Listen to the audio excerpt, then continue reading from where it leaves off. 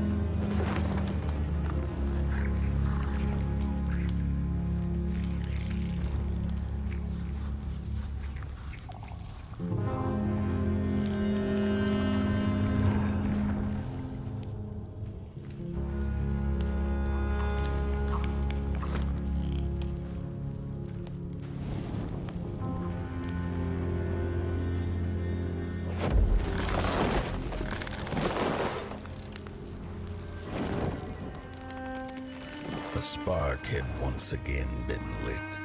It was told that for the being who kept fire in their heart, all darkness would vanish. Nevertheless, this long night seemed endless and fraught with perils.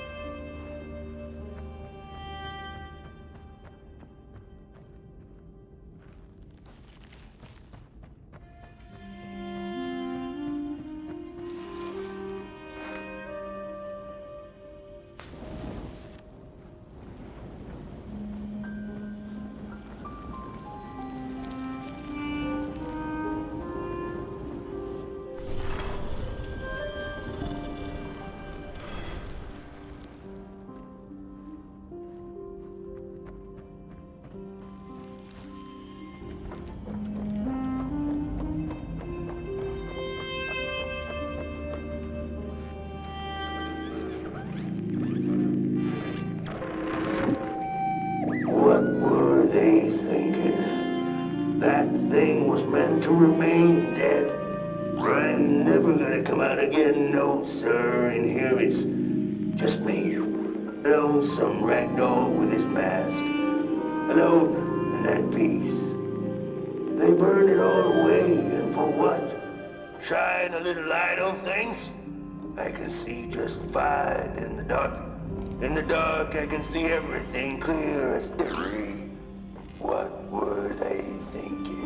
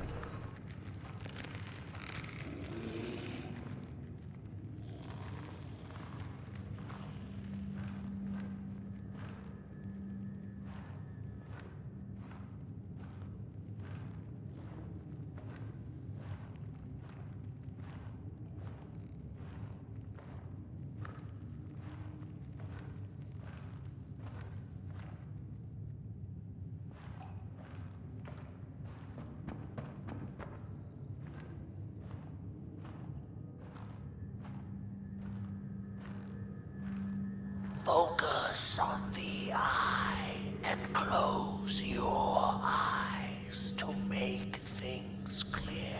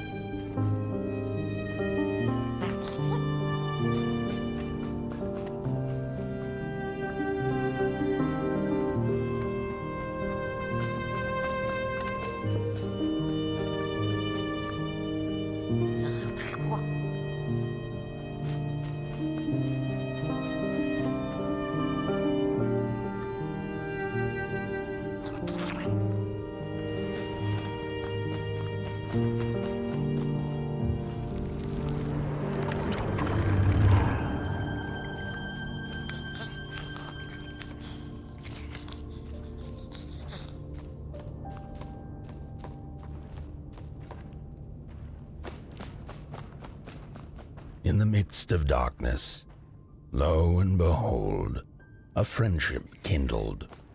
The fire that spread with it seemed so small against the vast night sky, small and flickering, but defiant.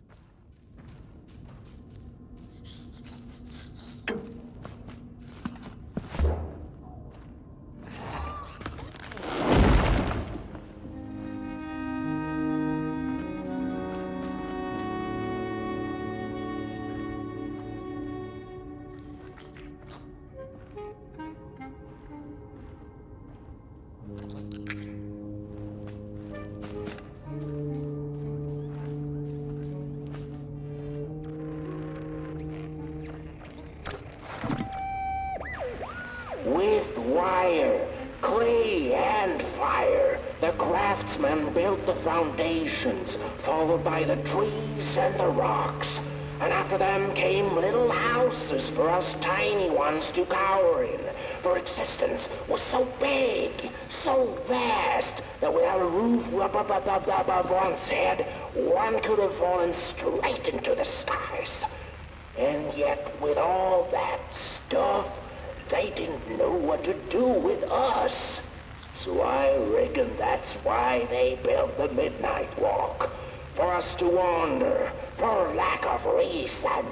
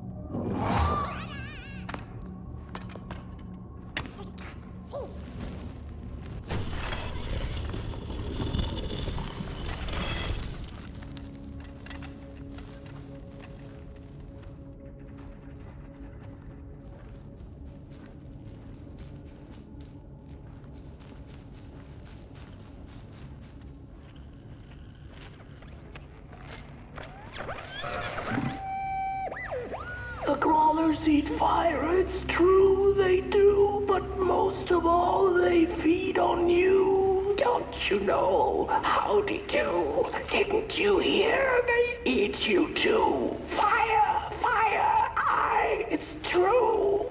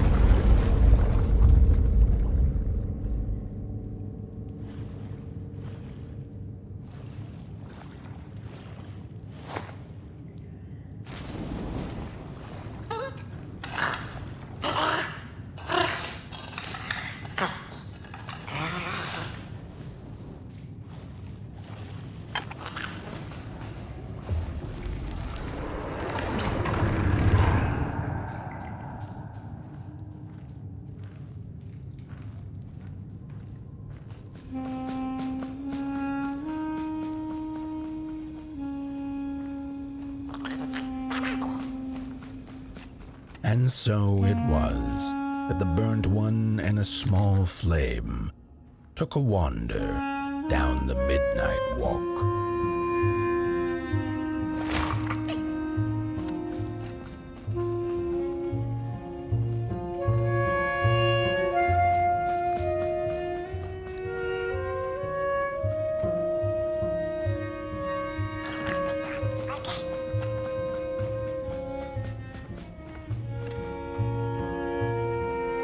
In the closing nights of this era, a wandering flame.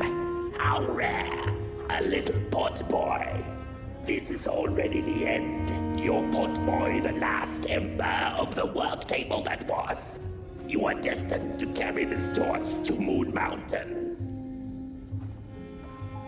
It is inevitable. We must all partake. Your purpose burnt into clay. Your potboy must spread his fire. Walk now. Spread your fire. Walk, walk, walk. The soothsayers have spoken.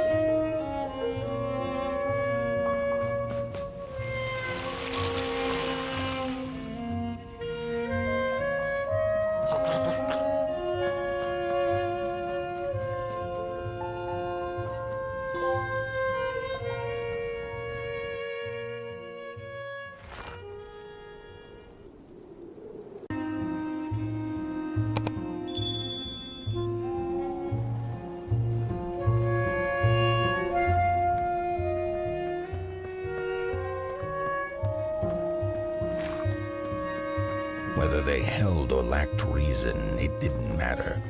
When times were dark and winds blew cold, there wasn't much left to do, and it was quite enough to simply put one foot in front of the other.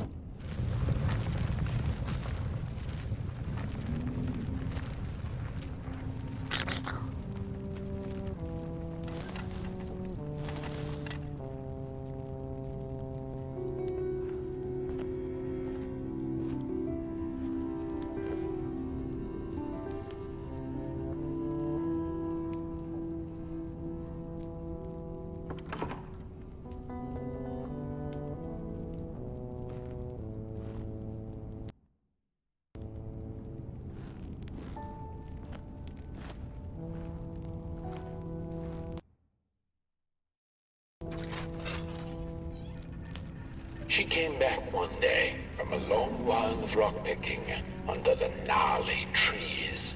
Usually the Merkle had been fond of fall and the refreshing cool of winter, but this time it had been much too long for her taste. Even the sun seemed tired, and she had all the rocks she needed, so she decided to treat herself to a long nap.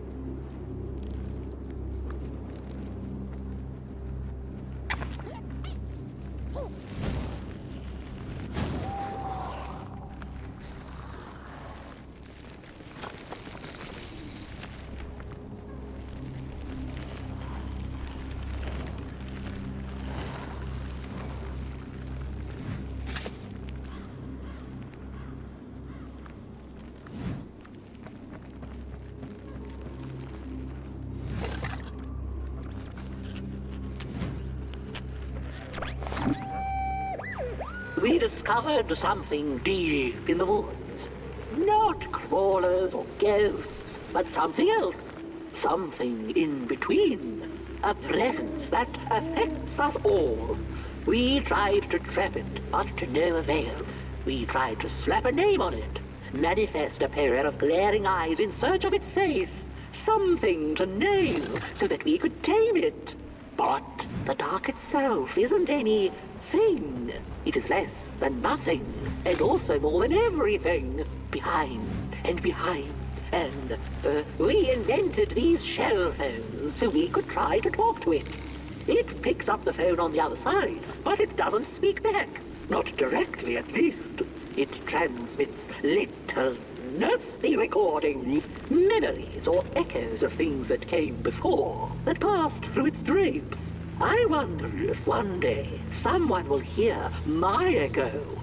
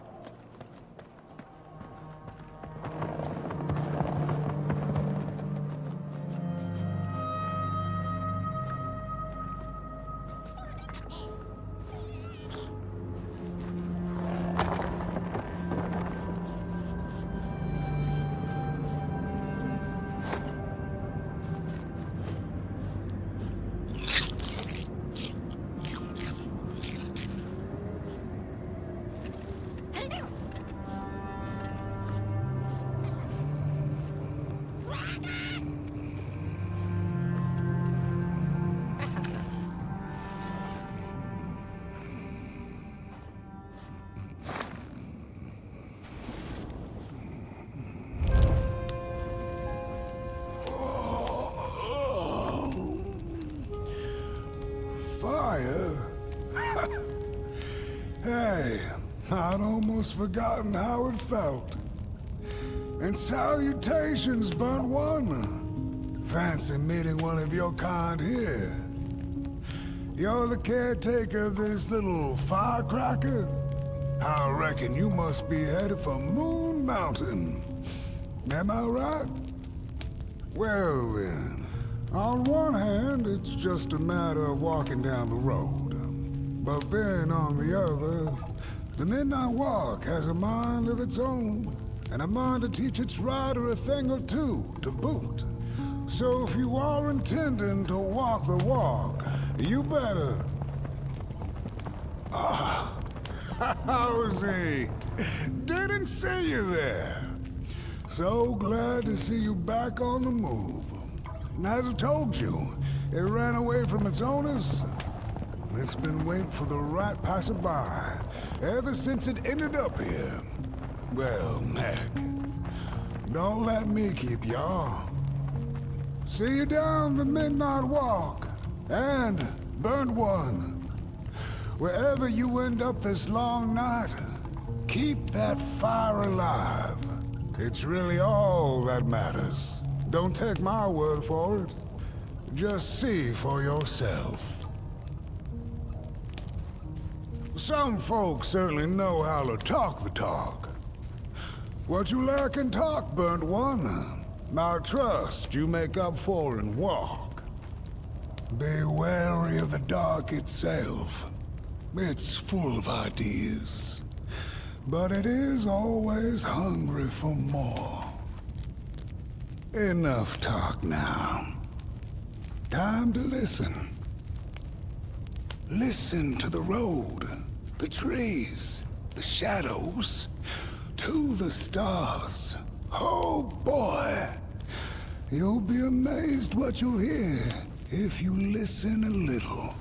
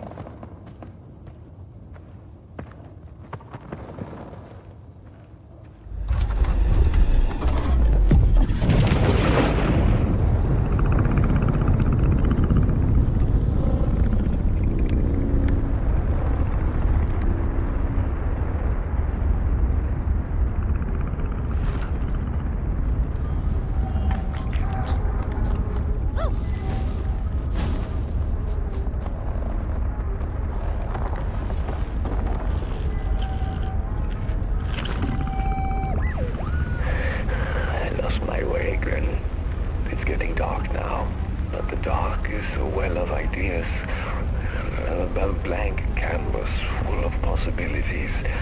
The dark itself is the key. All it needs is a little spark, and I get what I need. It hungers for fire. So I take a match, I light it, and I offer it. I give it freely. I have to surrender.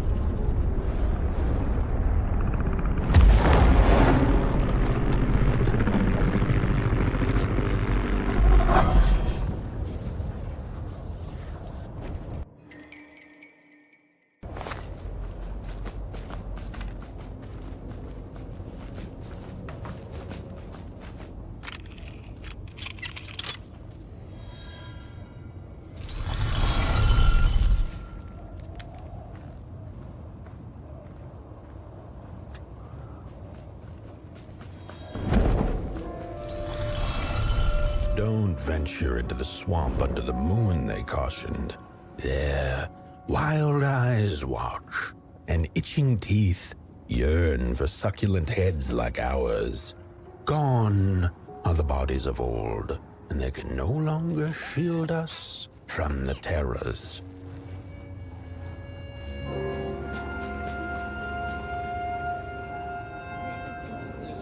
We don't take kindly to somebody's walking around here with 2 feet. Look at those 2 arms swinging around. Disgusting. Get bent limb tree. Look at those 2 arms swinging around. Disgusting. You get out of here. Arms and legs. So uncivilized. Get bent limb tree.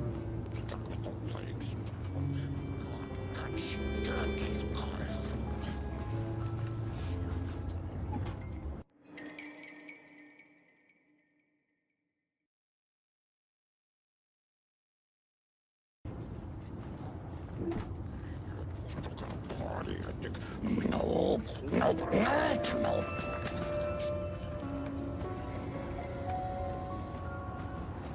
Oh, look at this fancy stick. It's my favorite stick in the whole wide world. It's the best one in my collection. I got no better stick than this stick. Can't believe I found this stick. Oh, it's a keeper. Oh, it's so... No! My stick! Give it back! No! Oh, my stick! My favorite stick! Oh.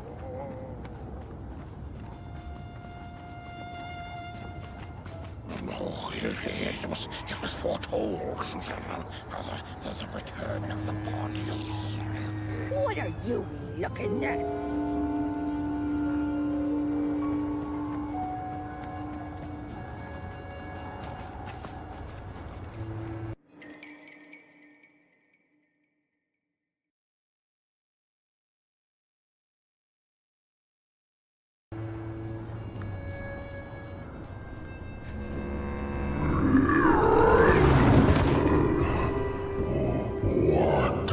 What is this?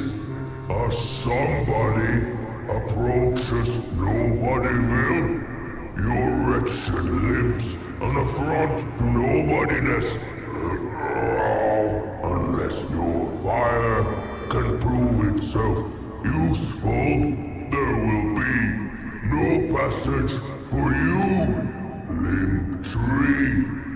Go away.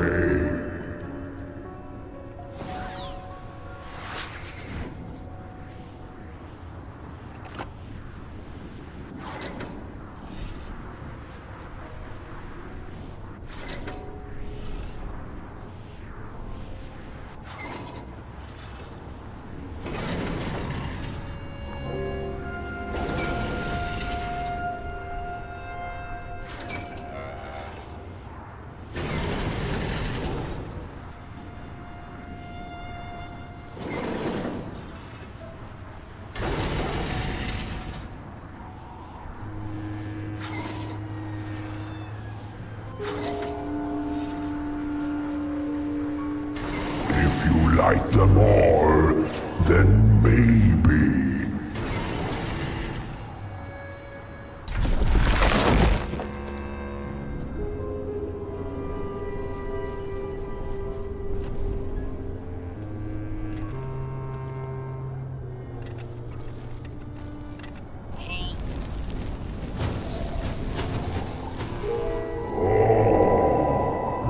The candles have not been lit since before the great beheading. Now fire is back.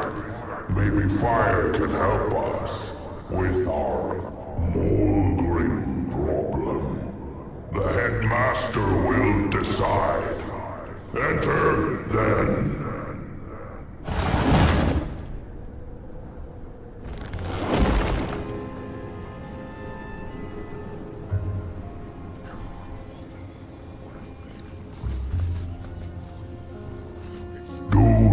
not make me regret my decision. The fire is dangerous, but so is the bitter cold that has taken hold over Nobodyville. Perhaps desperate times call for arms, legs, and fire. Mind over body. Do not make me regret my decision. You get out of here. Oh, it was foretold. The return of the bodies.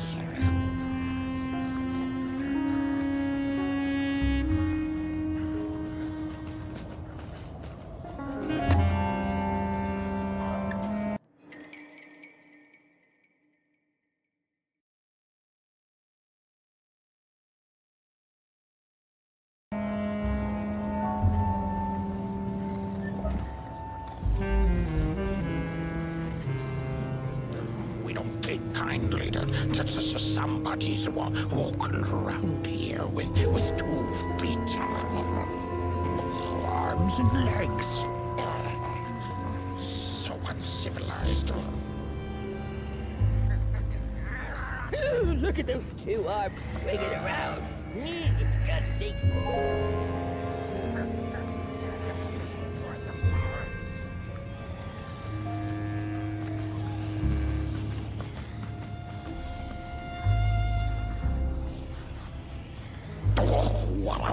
What do you think you're doing here? You can't be here. You shouldn't be. Why are you here? Here to set us on fire?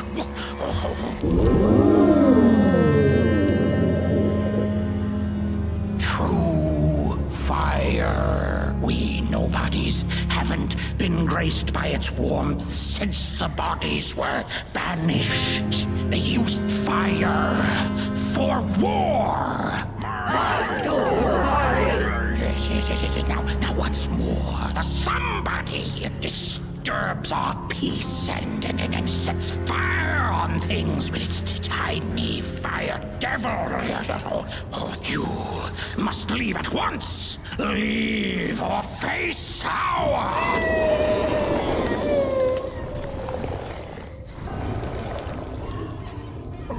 It's the Mulgrim!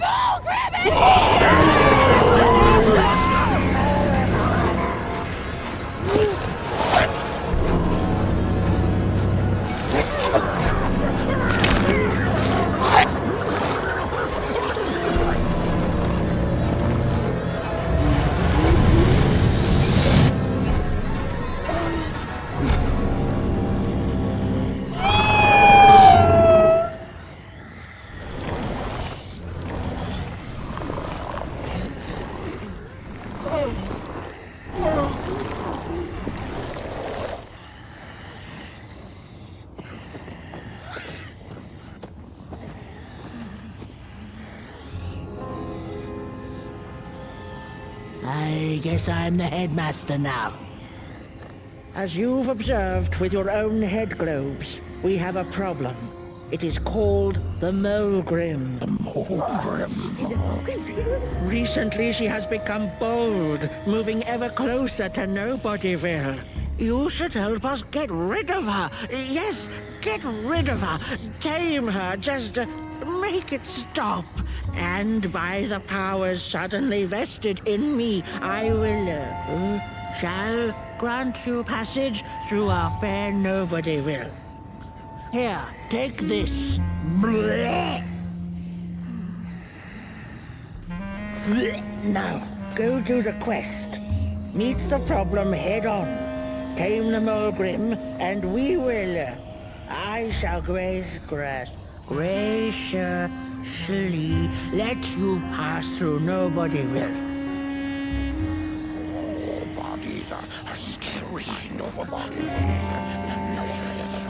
us do bad things. So we banished them.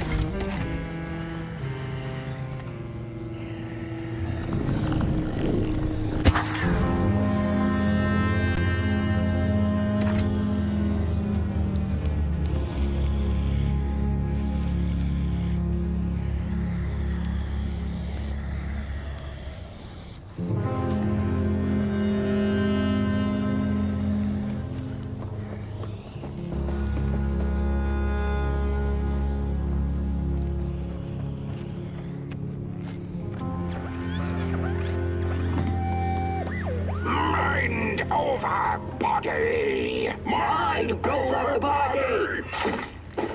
Mind over body! Mind over body! Mind over body! Mind over body!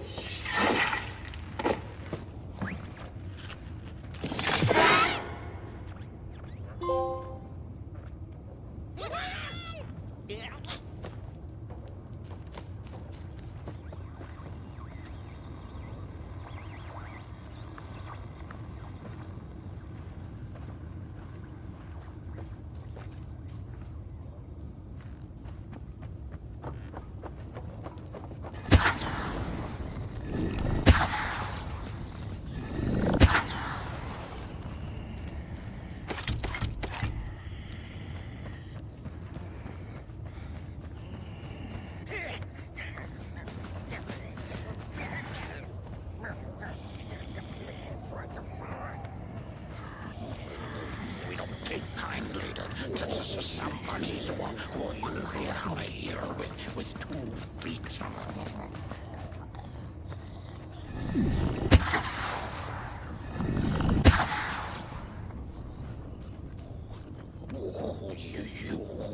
You get out of here. We don't take... What are you looking at?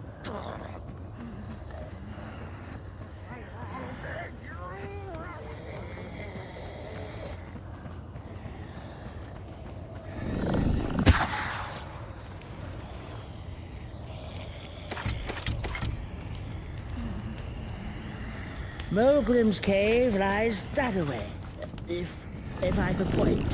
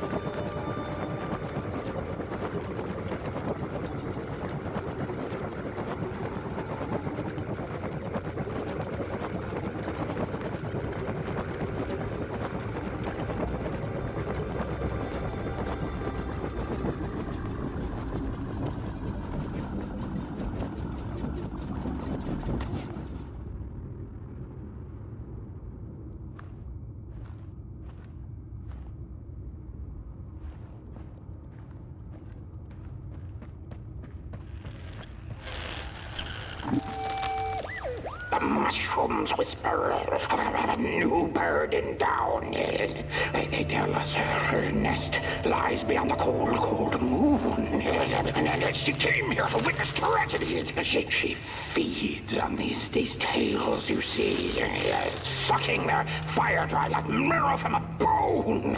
Her eyes are on us now. Like a vulture she waits, knowing that we somebodies are about to tear each other apart.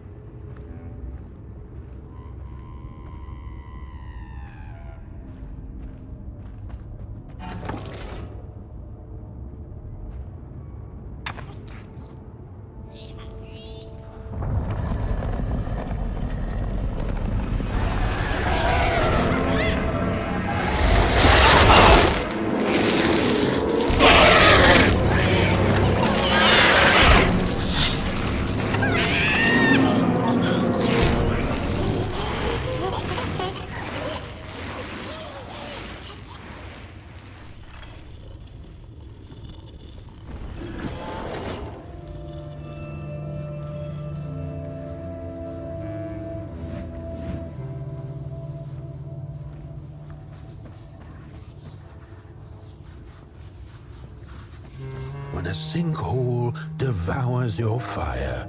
Give it up or dive in after it. An old swamp saying.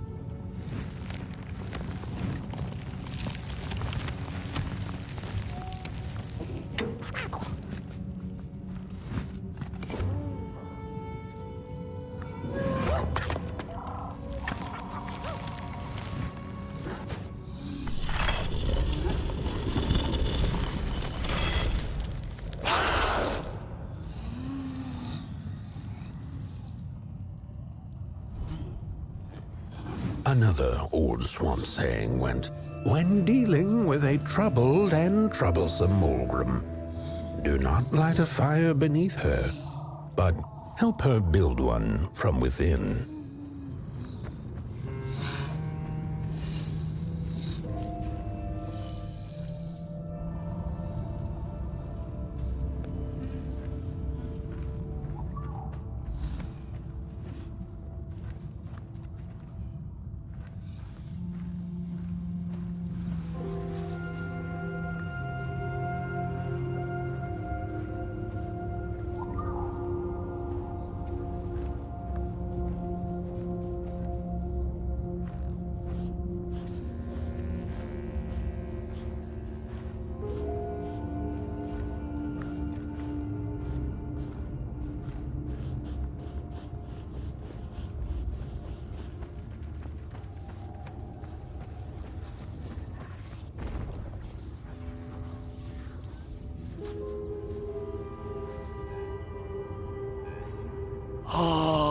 blind neck hearkens the anguished howls of the Mulgrim, and the bitter patter of feet.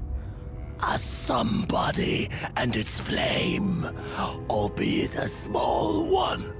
'Tis enough, perhaps. The Mulgrim's precious shards, they must be returned to her lair, to her cauldron.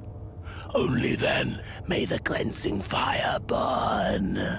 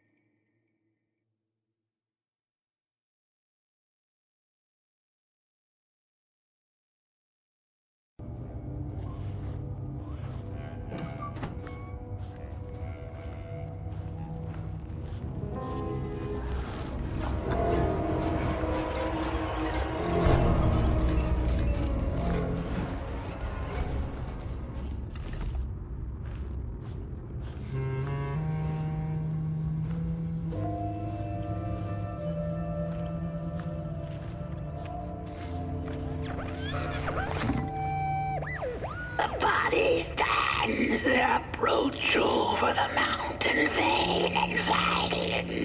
We ragdolls observe, we record, and we mimic. Their faces their masks, they do not know what the sordid yearning hides behind. His hands will tell. We put on a mask, we perform, and we put on a show.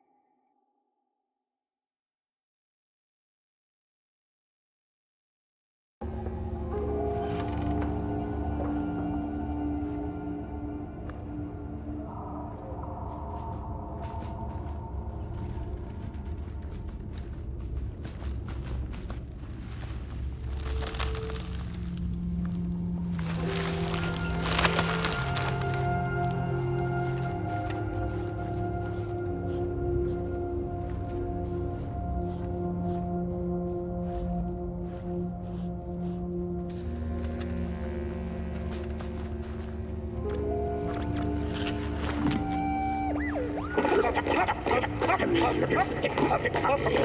up! Ready! Up! Break with your boots! Take with your hands! Full of fire! The fire is ours! Take the charge! Take the fire!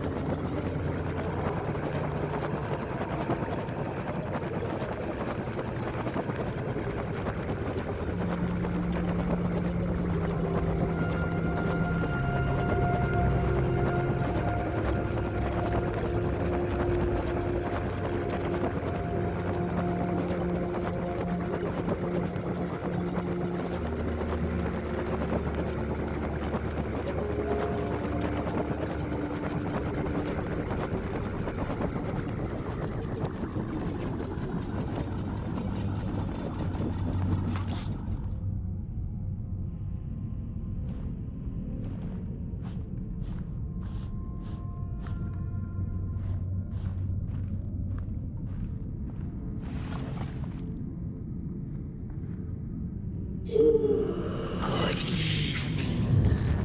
Or is it morning or afternoon? Hard to tell without a sun, isn't it? No, it is most certainly night, or moonbirds hooting wouldn't make sense at all. Speaking of sense, will you help an old bird find some in this story? Fire up these dusty murals in the right order, and you will receive a present, a little gift, yes. Bring the fire to the story.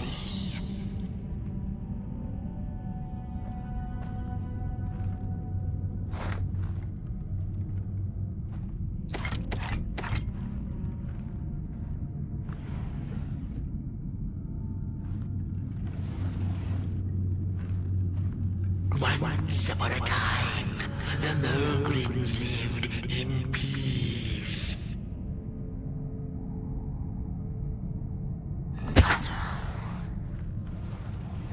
Once upon a time, the Mulgrins lived in peace. The valley was taken, but then began the Battle of the Bodies. Intriguing. Peace ended when the violent Sunbodies invaded the valley. And as the heads roll, the time of the Mulgrim begins anew. The battle ended with a great, gruesome beheading.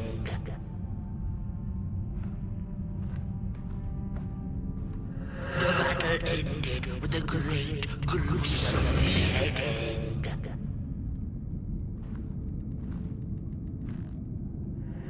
The valley was taken, but then began the Battle of the Bodies. Intriguing. Peace ended when the violent Sunbodies invaded the valley. Peace ended when the violent Sunbodies invaded the valley.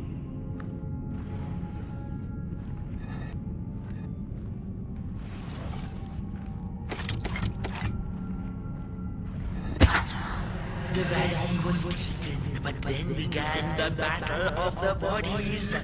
Intriguing. The battle ended with a great, gruesome beheading.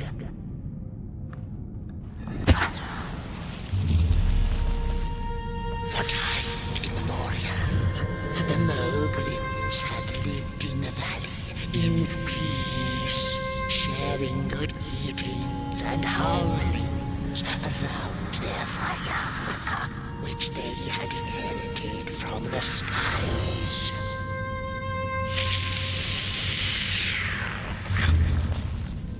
Then one terrible night came the violent somebodies. They hunted the Mogrims for sport and took their fire for themselves.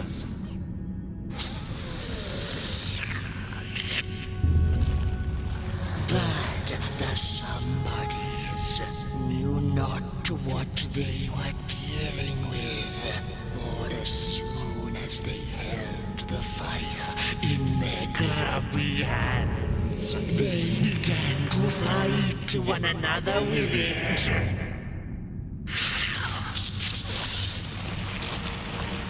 To save themselves from themselves, the cunning heads turned on their bodies and organized a great building. And so it was that somebodies became nobodies, and the bodies were exiled. A time of peace would ensue, or so the headlings thought. The last living Mogrim had been biding her time, and saw now an opportunity to return and take bloody vengeance upon the heads, who were now left defenseless without their bodies.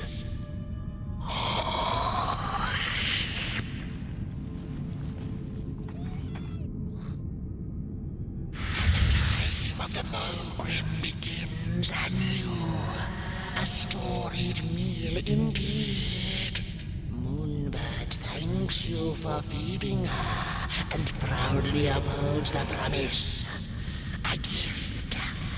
A shard from the Mogrim's own cauldron. It looked so shiny in the moonlight. Moonbird simply had to take it.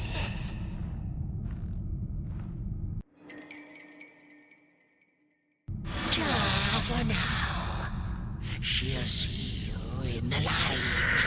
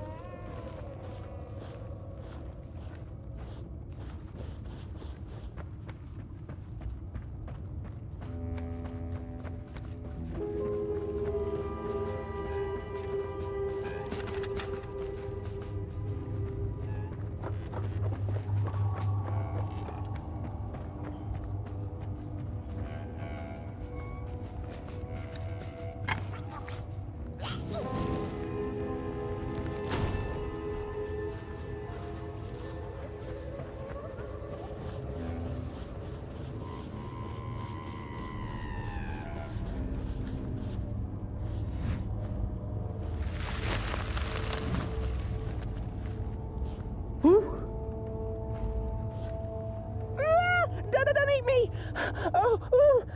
Well, if you're not gonna gobble me up, then can you maybe take me away from here? Please? Somewhere closer to Nobodyville and away from here. Get me out of this neck hole, please. I'm begging you on my bare chin, and I'll pay you for the effort.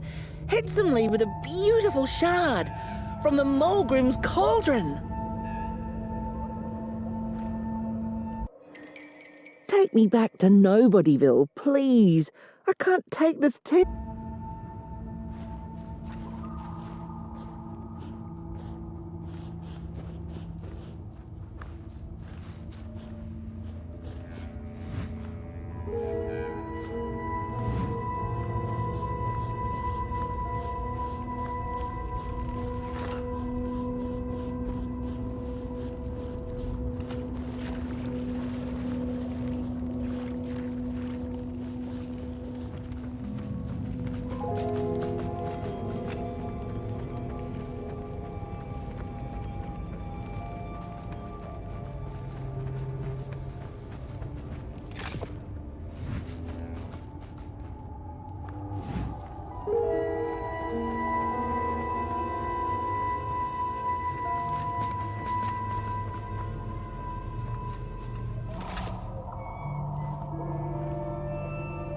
Phew, thanks for saving my neck.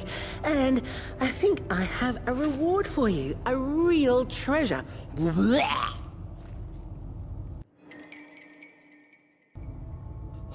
There you go. One of the 3 missing shards from the Mulgrim's Cauldron. Yeah, I stole it.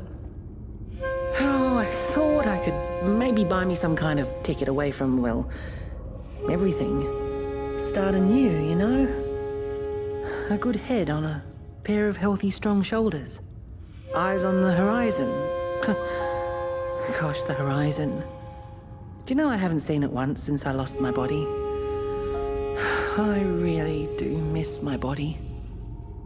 It's a real shame when you think about it, you know? The things that we do to ourselves, to one another. What we did to her, kind. All in the name of some sort of control. Doesn't make sense. Anyway, I guess I'm sad. Sad and sorry.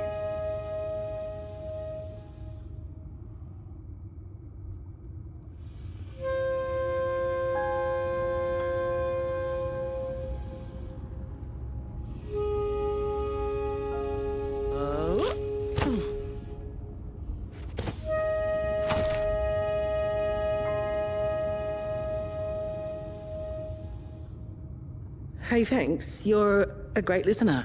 You know that? Just take care of that shard now. Maybe put it back where it belongs and... yeah. Goodbye. The ragdoll's whisper of one shard kept by the dark itself. Another was stolen by the greedy moonbird up in the hilltops. The last one, perhaps the cowardly head knows. It's easy to lose one's head when everything you love is either gone, broken, or dead. Yet another forgotten swamp saying.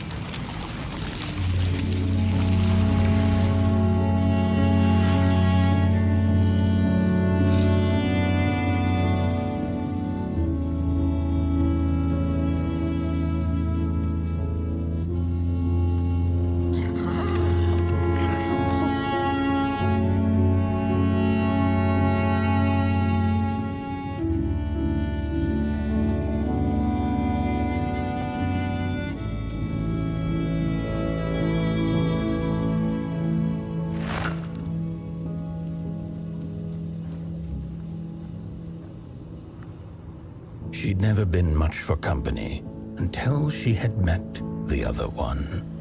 He had shimmering scales, an appetite for life, and carried a faint scent of rotting leaves she found irresistible.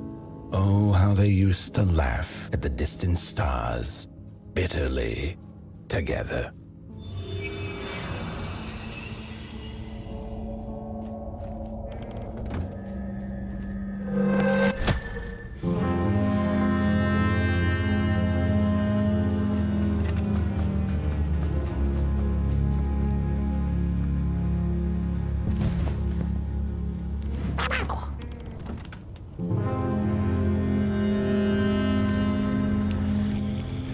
The howls of the Mulgrim have gone with the wind, and our headaches settled into gentle throbbing.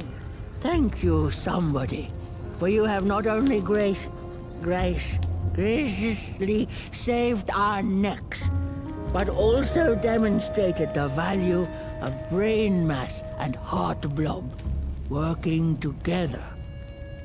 Could it be time for the bodies to return? Bodies! You don't need a body! We must convene on this matter, and you and your wandering flame must now leave through our gates and keep on walking the midnight walk to Moon Mountain. Moon Mountain! Here you go, somebody. This key will open the town gates. Blech.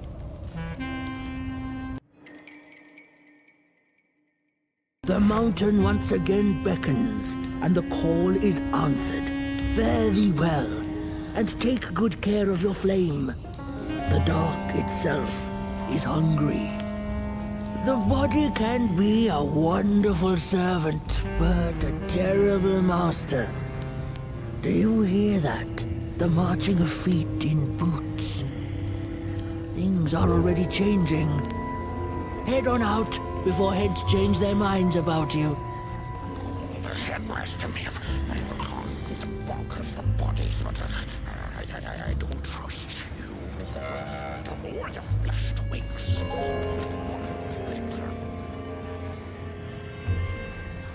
I think this body business will be good for us heads in the long run. The bodies might be returning. You gotta be a somebody. The heads ought become a nobody. And then be a somebody again.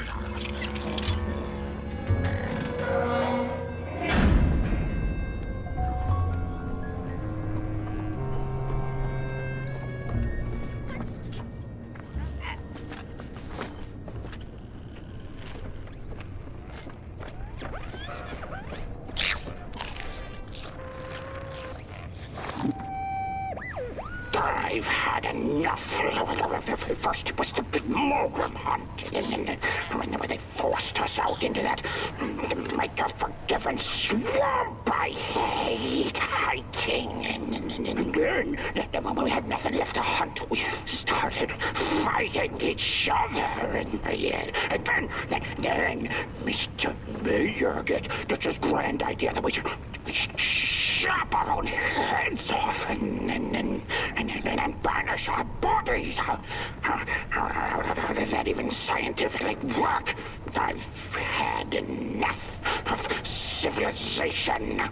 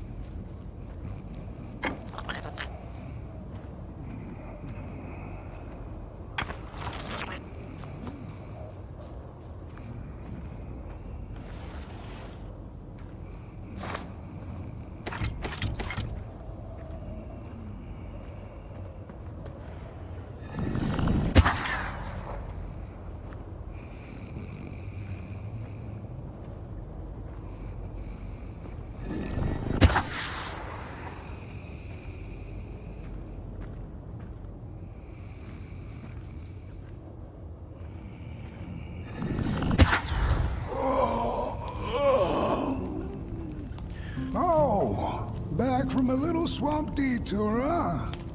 Hope the heads didn't give you too much trouble. At least your head looks attached to its shoulders and your friend's is, well, burning. So do not despair.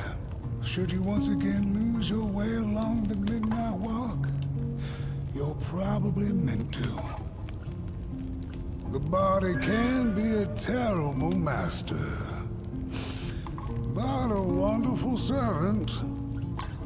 Protect the spark. Find its home, won't you? See down the road. Now I guess you gotta lose your head before you before you can. No, there's nothing there. I gotta workshop this one some more. You better get going. House is restless, and I'm feeling a song shaking in my boots. Things don't have to make sense to make sense.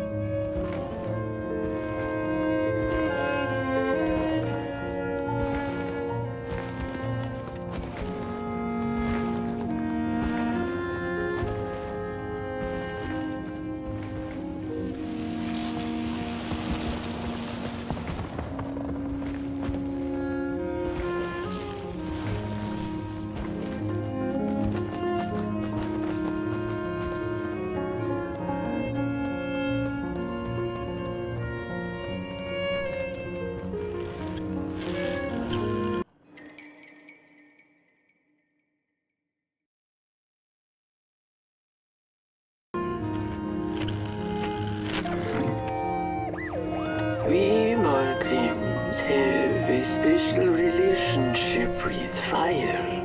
We do not cook over it. We do not shed tales around it. We care not for its warmth. Ours is a different connection entirely. Fire is our window to truth and into the world beyond clay, to which we must return. We are noble beings, bringers of bugs, slime, and mushrooms to help decompose the old and to bring about the new.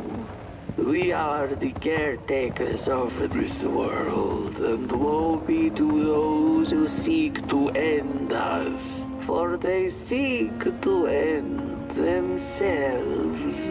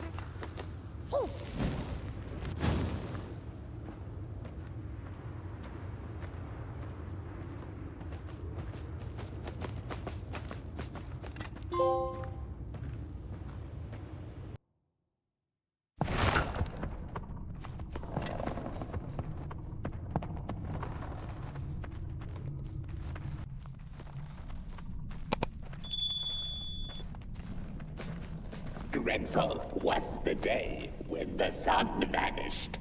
The waters dried up, birds went quiet, and the dark itself seeped unchecked into the work table as the cold, chewed paper moon rose over the mountain. The night that followed would be long as the midnight walk. The burnt one was there. You do not remember, but you feel it, don't you? You are reborn when need arises. This night, Port Boy needs you, and Moon Mountain beckons. Its call irresistible. A storm is coming. The soothsayers have spoken.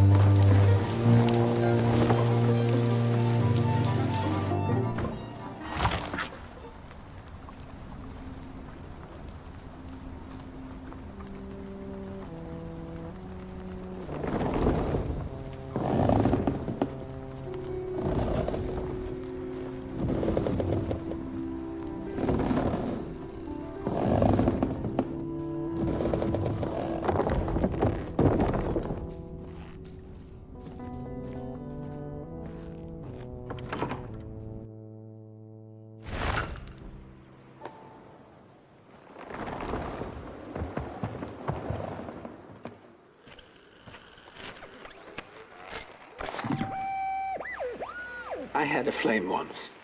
It was beautiful and bright, spread its light, brought me and my neighbors warmth.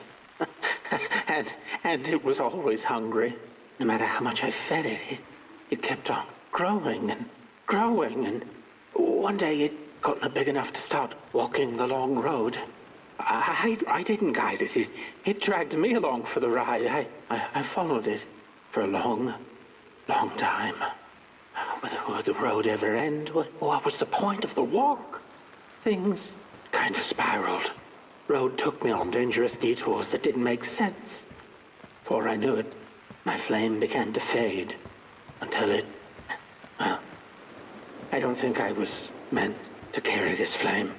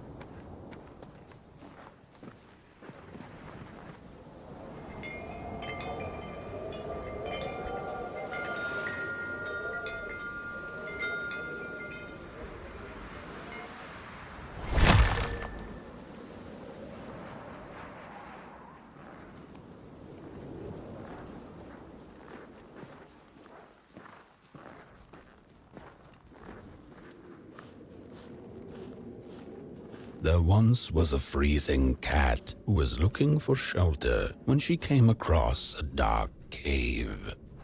"Step into my abode," offered the dark. "It will warm you if you surrender your wants."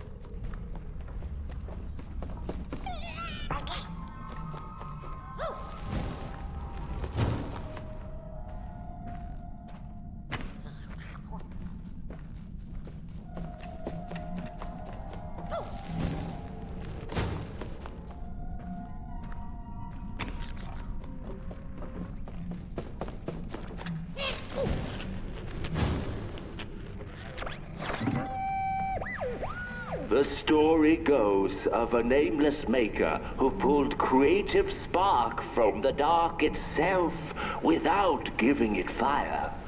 With his dark source, he managed to create swaths of land in no time. The dark itself waited for a gift of fire, but the Maker just kept on taking.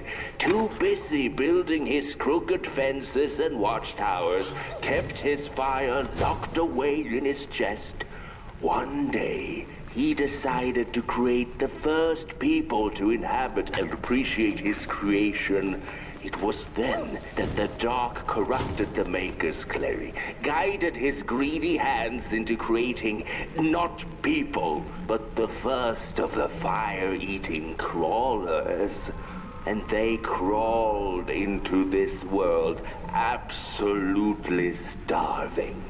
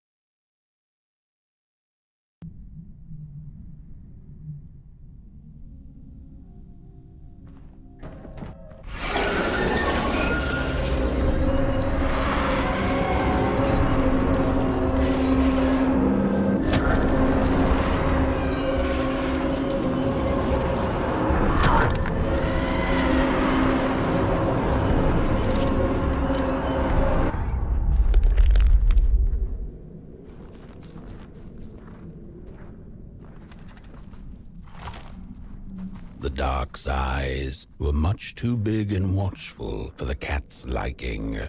She went on to find warmth somewhere else.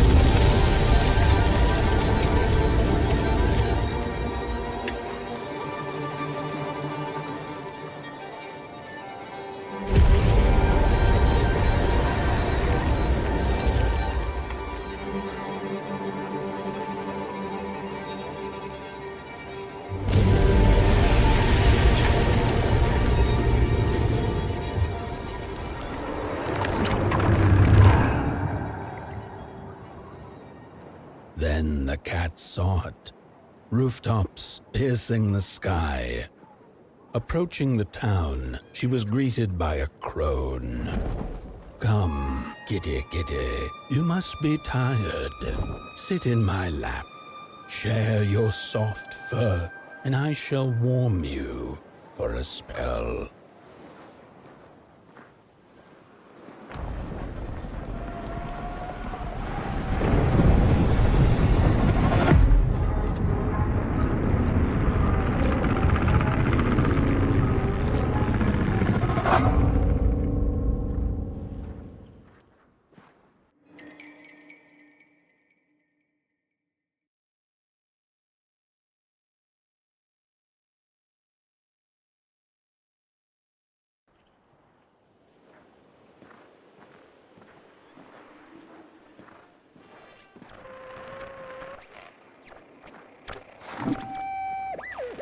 Hello, Mother. The well said to give it a match, so you and I could talk again. I hope this works, because that was my last one, and well, it's cold now. But it doesn't matter. We can finally talk after everything. So, how are you? Do they have fire where you are? Not the hellish kind, I hope. Is Father there too? I think you should talk to him again.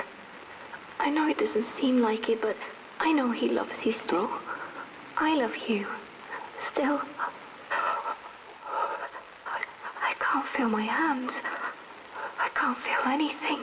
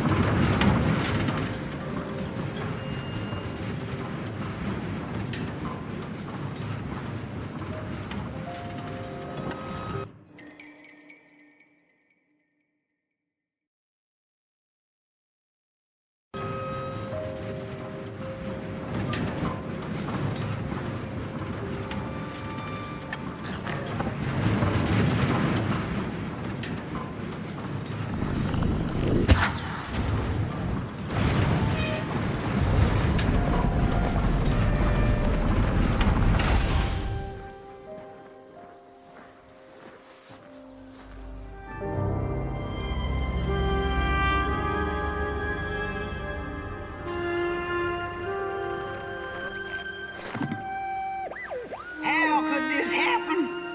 Whoever did this? Oh, the flame warms the righteous, but the wicked who love destruction, the flame burns with a passion.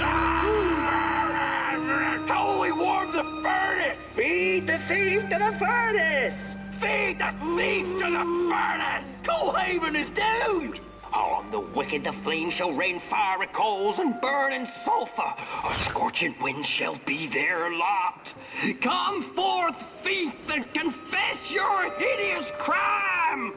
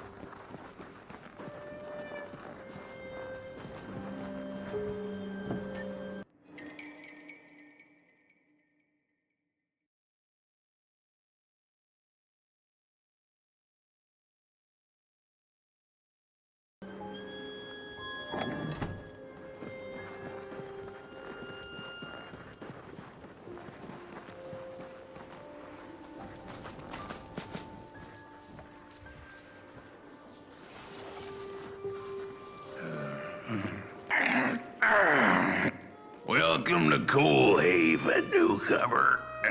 Good to see a flame in these parts again. I'll be your guide tonight. This furnace here used to run on coal and fire, don't you know? But a thief stole all our matches and wasted them in greed, you see. Now the ghost has come to smite the wicked and punish the thief who killed us. Well, I guess that's it. That's a tour on the house. There's a bone right there in the snow. That ain't no place for a bone. Your flame could bring back warmth to our graves, and may the worms in our bellies dance again. Your flame could bring back warmth to our graves, and may the worms in our bellies dance again. There's a bone right there in the snow. That ain't no place for a bone. There's a bone right there in the snow. That ain't no place for a bone.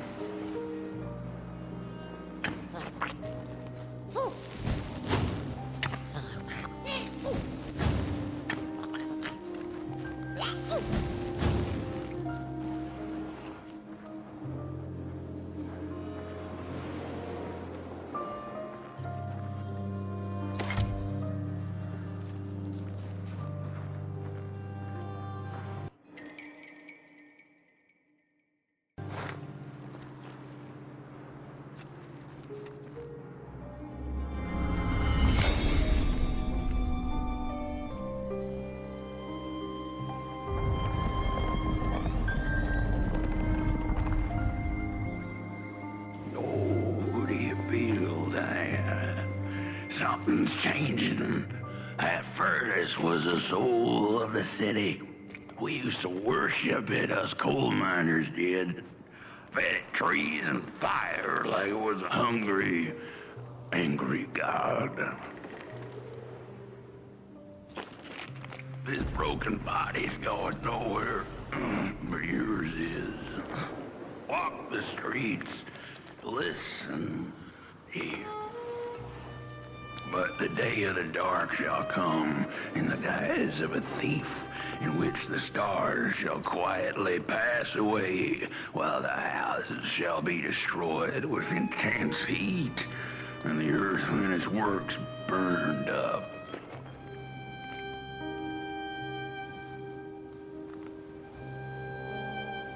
There are many bones out there, you know. The cat didn't like the crone's crude pettings. Her hands tugged at her fur. Now, rest still, the crone said, as she pulled out a crooked knife. The cat was quick and escaped just in time.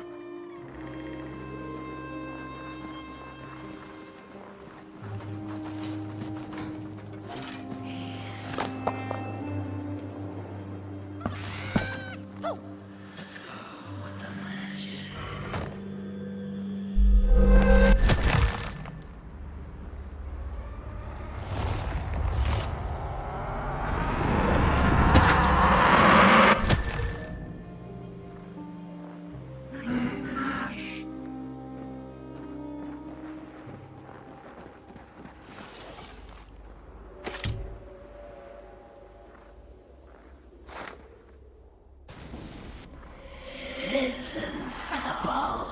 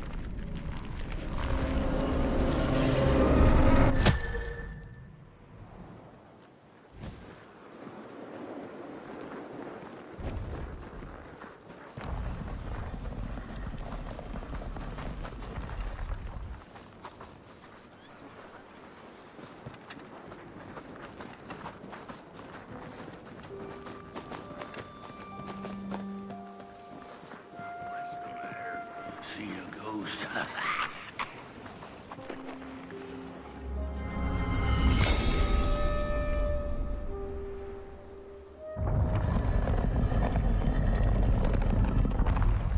The thief loved the stars. Would have plucked them out of the sky if it were possible. But the dark itself stole her stars, turned the thief's sky as black as a cup of joe. And so the thief began to steal matches and lit them, hundreds of them, like little stars of her own. The crooked path to the house on the hill lie there, though.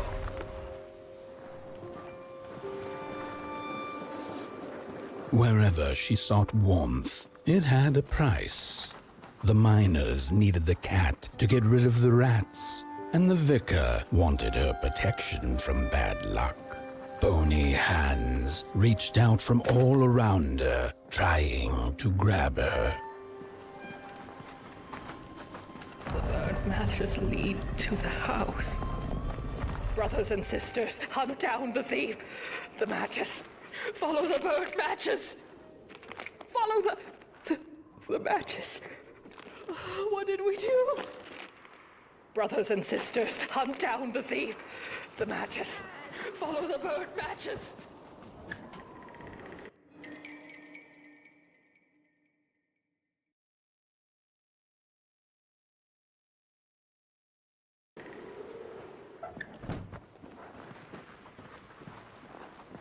The trail of burnt matches. It leads to the house. We're running out of matches. The furnace is dead.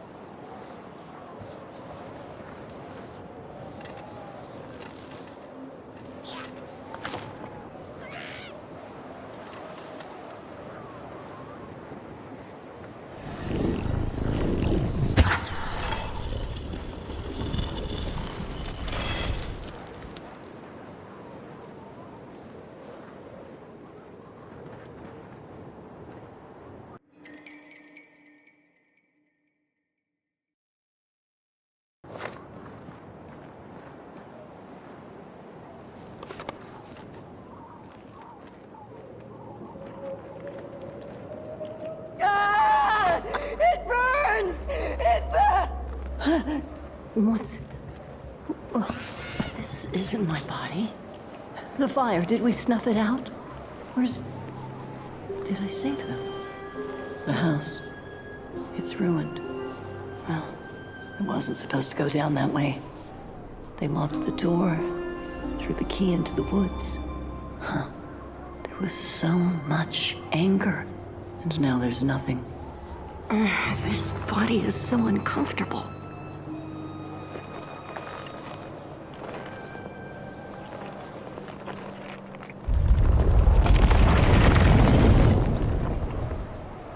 While I was in the black, I had a dream. There was a monster in the woods, with our door key dangling from its tail. I ran, tried to chase it, grab the key, and when I did, the creature turned around, and its face, it was the face of this whole town. The key, I have to find the key. In the woods, where the wild things rest. The key, I have to find the key. In the woods.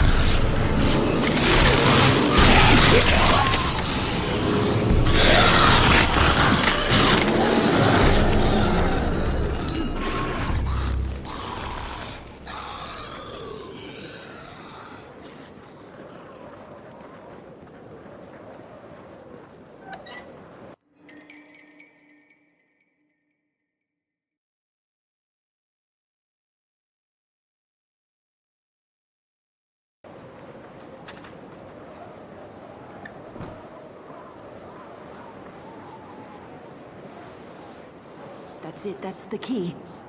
Unlock the door. Please. I want to see my home again.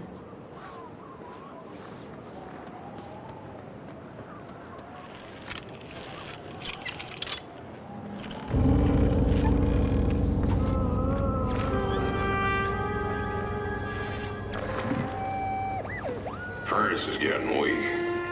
Council says we're running out of matches. We'll have to harvest more trees then. I don't like it. Losing the forest like this. Not like we have a choice.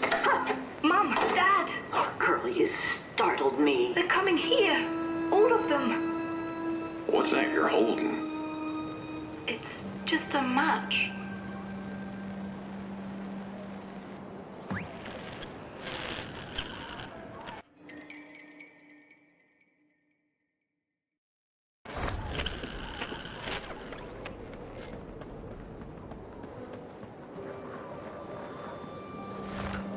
The cat felt as if the walls around her were growing taller, the alleyways narrowing. Turning a corner, she bumped into a girl sitting in the snow. In her bony little hands, a lit match. "What do you think of my star?" the girl asked. "Isn't it pretty?"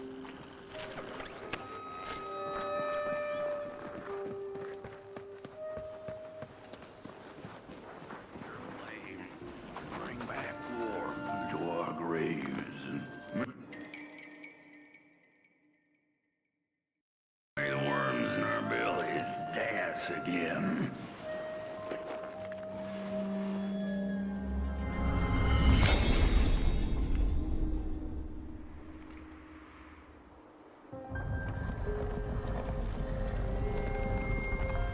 With no matches left, we couldn't light the furnace. And the thief paid a terrible price for her burning greed. As the furnace died, one by one, so did we. But before we perished, the dark itself moved into our hollow husk, turning us cold and wicked. If I had a heart, I'd feel great shame for what we did. I'd feel great shame for what we did. The old man feels it too. Should have been long dead with the rest. He just wasn't ready to go. At least he has a reason for sticking around.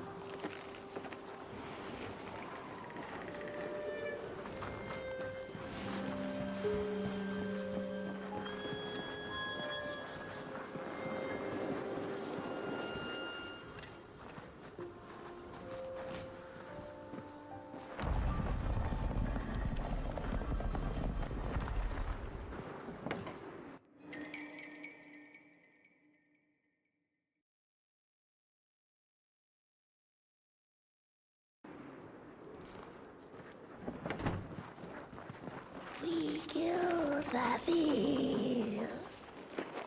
She killed the furnace, so we killed her. The old man is the one left. He carries the shame of our rest for us after what we did.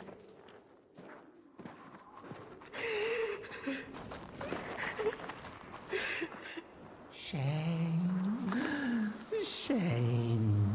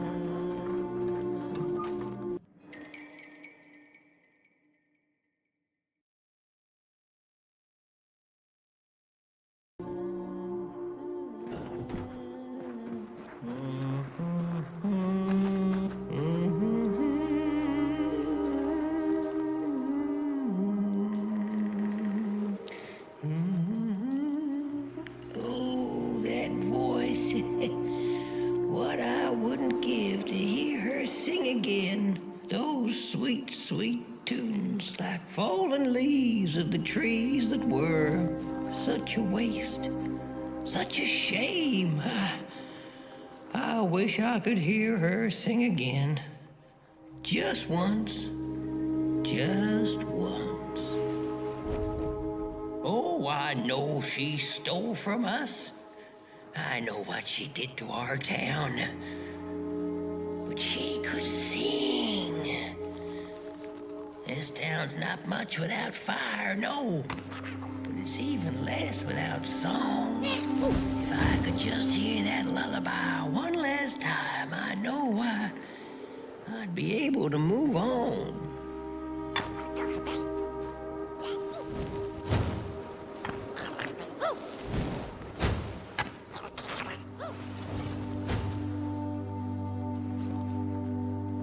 I know I captured it once in a melody-keeping head of clay, so she could hear her beauty for herself. But I dropped it in the woods that horrible night.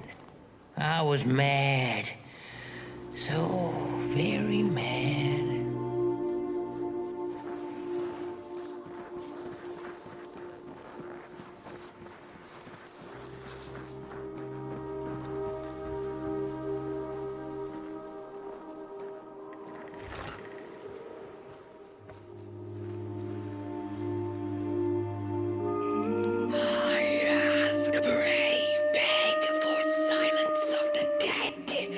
But what does darkness give?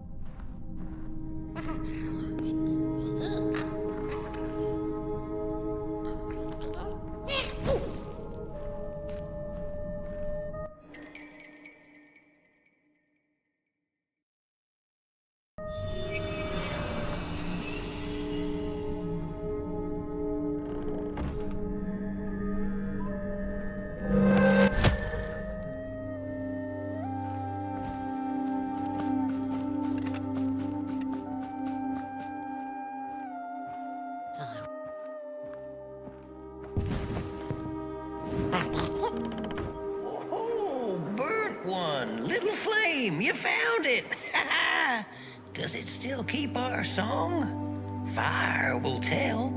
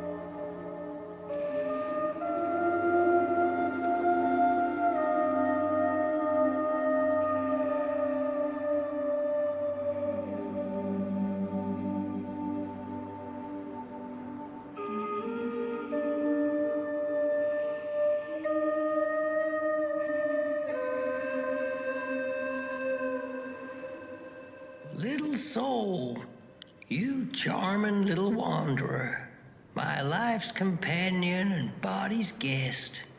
Where are you off to now? I don't know what I thought would happen. I feel a strange warmth, but just as coal runs deep in the earth, so is the shame a part of me, mine alone to bear.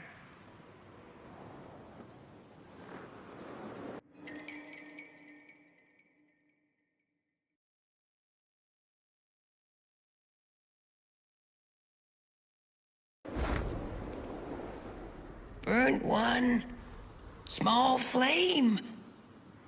I am grateful, but I will not surrender my loneliness so quickly. I needed to ferment me, season my soul. Please, leave me.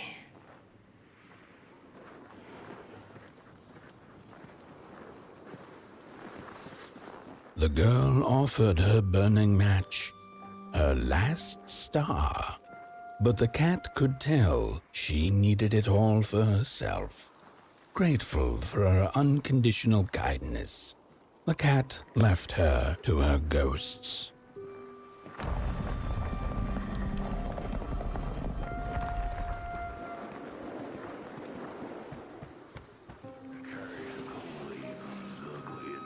Vengeful, a great matter indeed.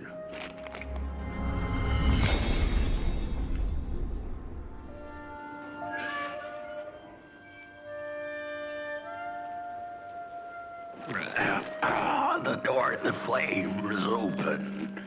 It's already there. You just haven't lit it yet. Now, if you don't mind, a little spark. And just maybe we'll be able to die for real this time. In life, I didn't mind a little loneliness, but this is the worst.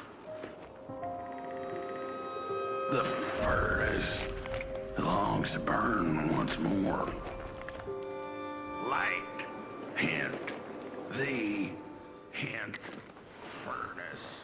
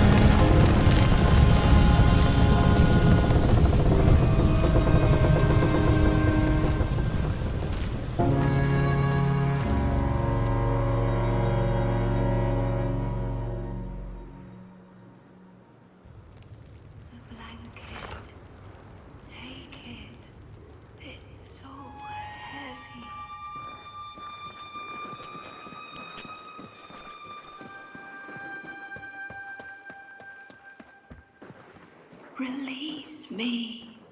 Remove the shroud. Light the match. The match. Light it. Please. One last star. Light the match. Thank you.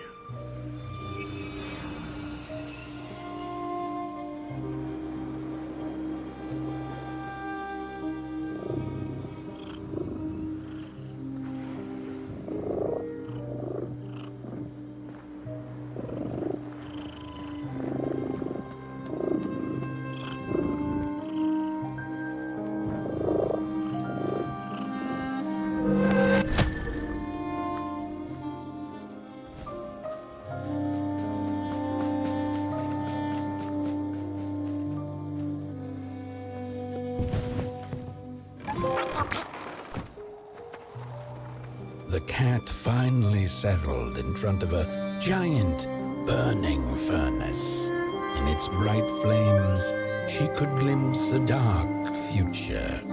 This did not matter to her, for now she was eternally warm and at peace.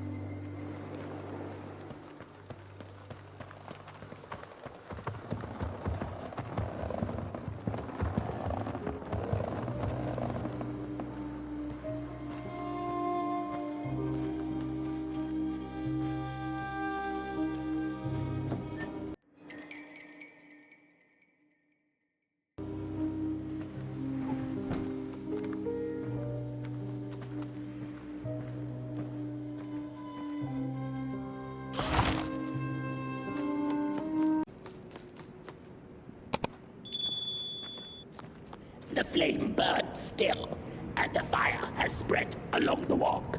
The cold takes its toll, and Potboy's flame flickers. But it is still enough for the climb to Moon Mountain, to light the final fire. The road always leads to Moon Mountain. Hark! His fire belongs to the mountain. It came from beyond the moon. You have always been destined to burn. The soothsayers have spoken.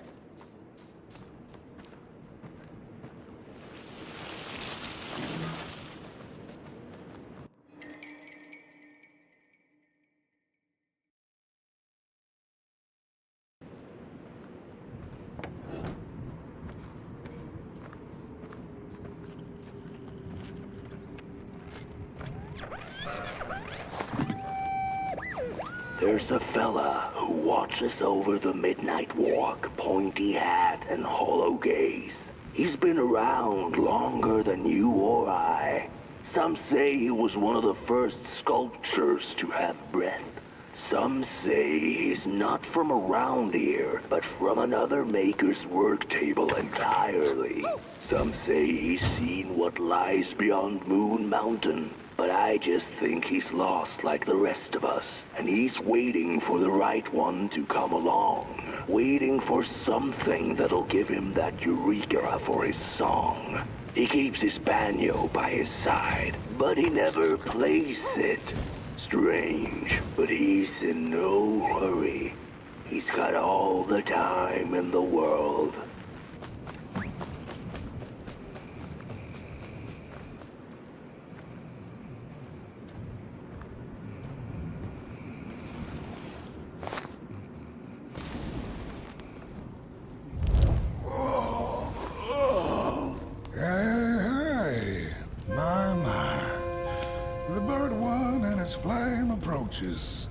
The road's been long, hasn't it?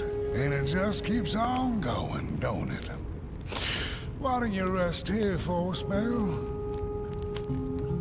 Change is in the air.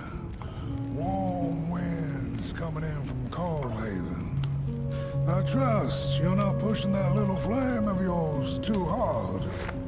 He is mighty, no question about it. But between you and me, he still has a ways to go until Moon Mountain. Ah, heck, It ain't my place to tell you how to tend your flame. I'm sure you'll be fine. You'll be just fine.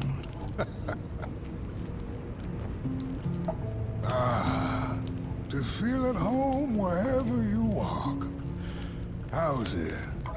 What a friend to have on the road, huh? Now, there's an open door invitation, if I've ever seen one. Go on in then. Get some rest. I'll keep watch. Go on in then. Get some rest. I'll keep watch.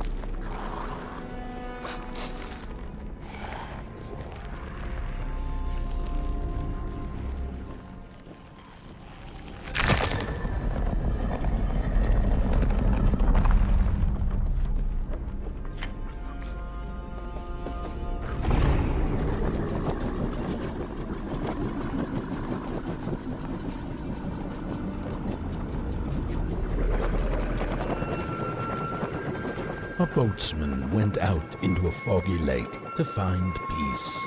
Then, out of nowhere, came another boat that bumped into his. He cursed whoever was on the other boat, but when the fog cleared, he discovered that it was, in fact, empty.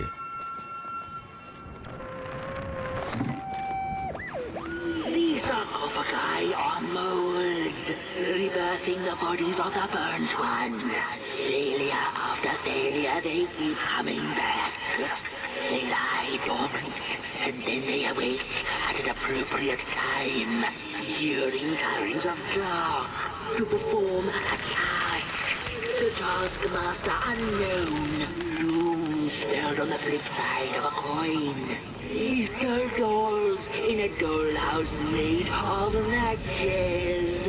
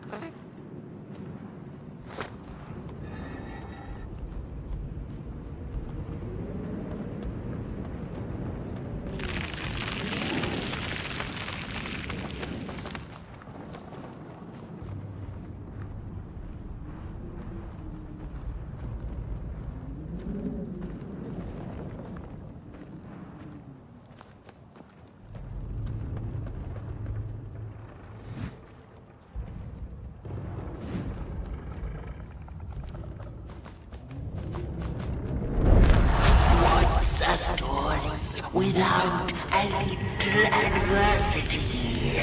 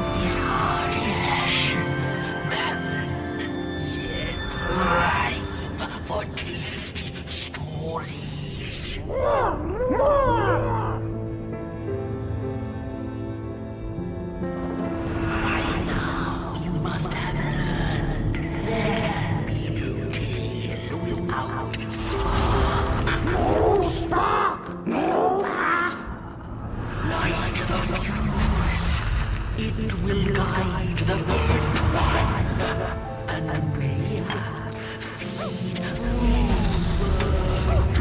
A symbiosis moves the reasonable. Don't you agree?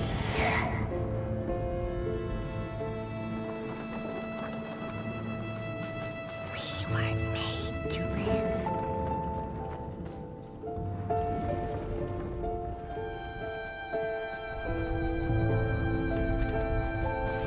Nothing without feathers can leave this place. So long as the craftsman laments, lost in his terrible maze, you are so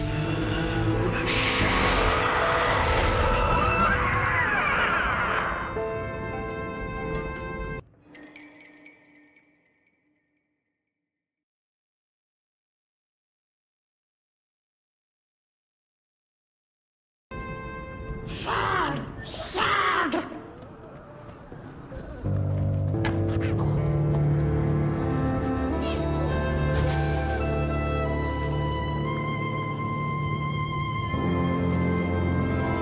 Whoever created you had a twisted sense of humor. The craftsman laughs not. He builds and breaks and builds.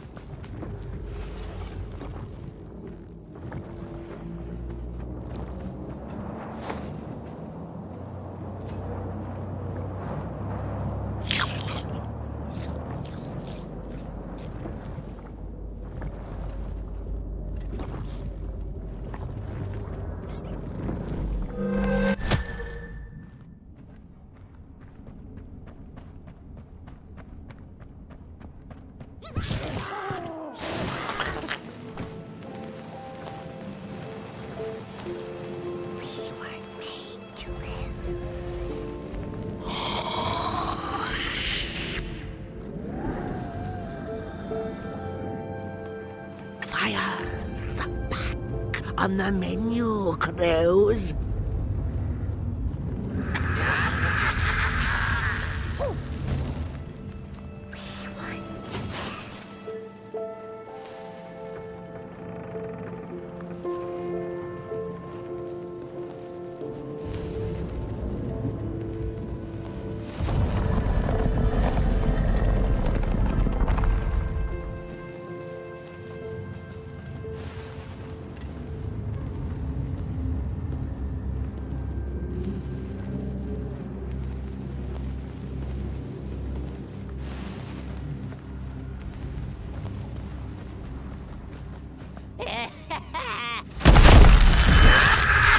I see you. Not to crawl closer, Moonbird.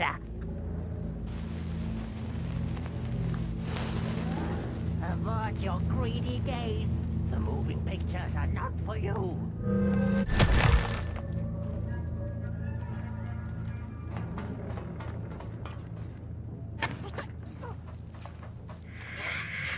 The moving pictures. What are you doing back there?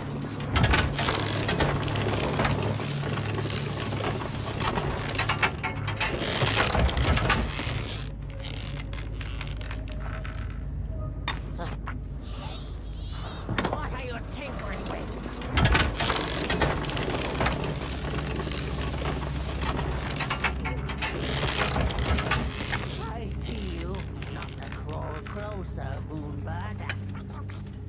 Do you know the dance?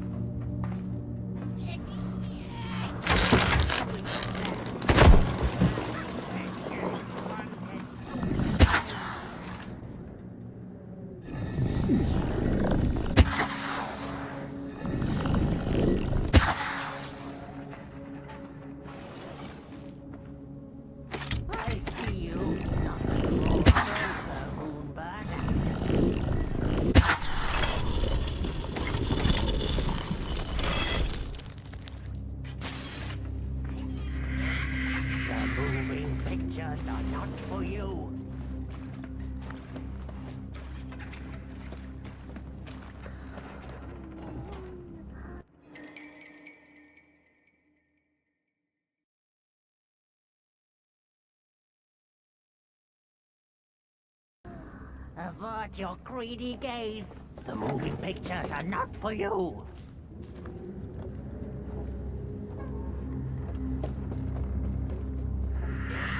The moving pictures are not for you. The pictures. They are moving again. Forbidden. It is forbidden. It is forbidden. Hush, and no talking in the theater, fools.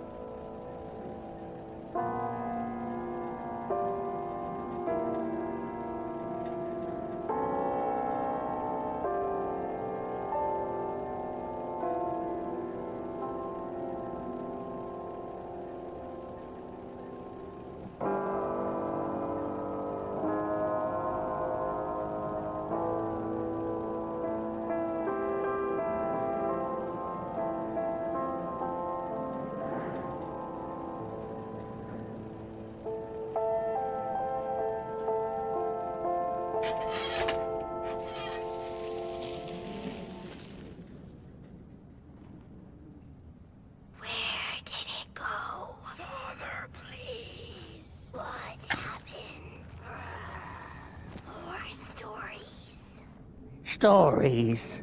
How I cherish them. Real as clay, as palpable as the midnight air. They're all we have left once the dark has taken the last campfire from us. The projectors tell a story of failure. The craftsman projects it onto his creations.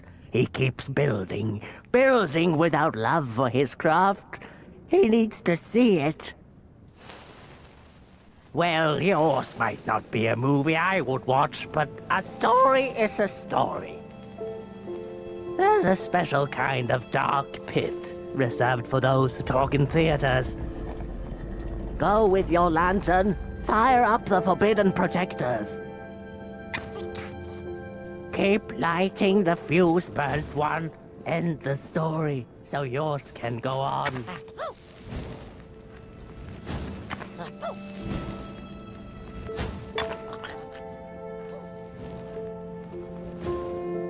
Keep lighting the fuse, burnt one.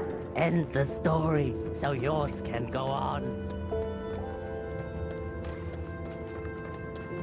The potter, stuck in the sinking clay in which he had dug so greedily, spoke his final verse. Here was I born, and here I lived.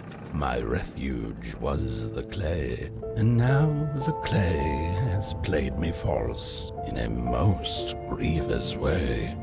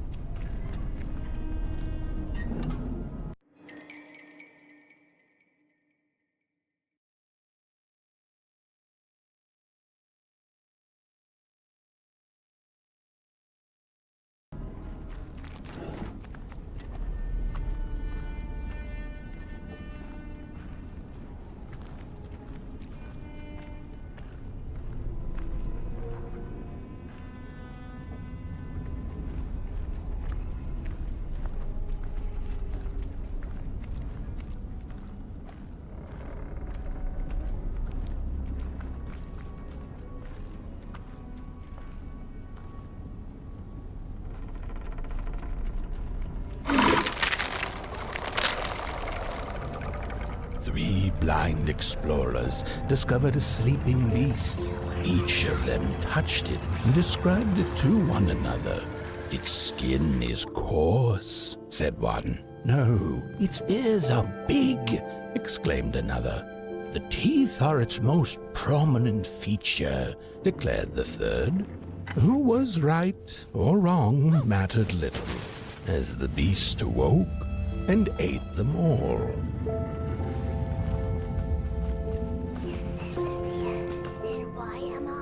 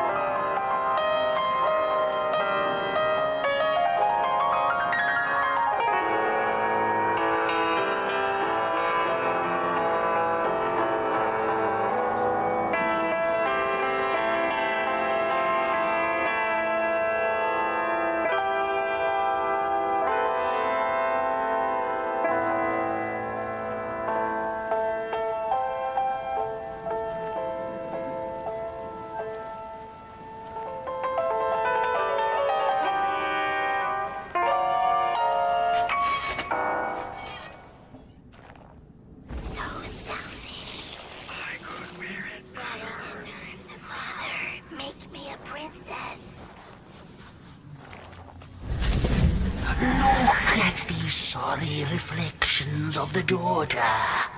None of them will ever dance. Ever feel the warmth of their maker's heart. They can never be enough.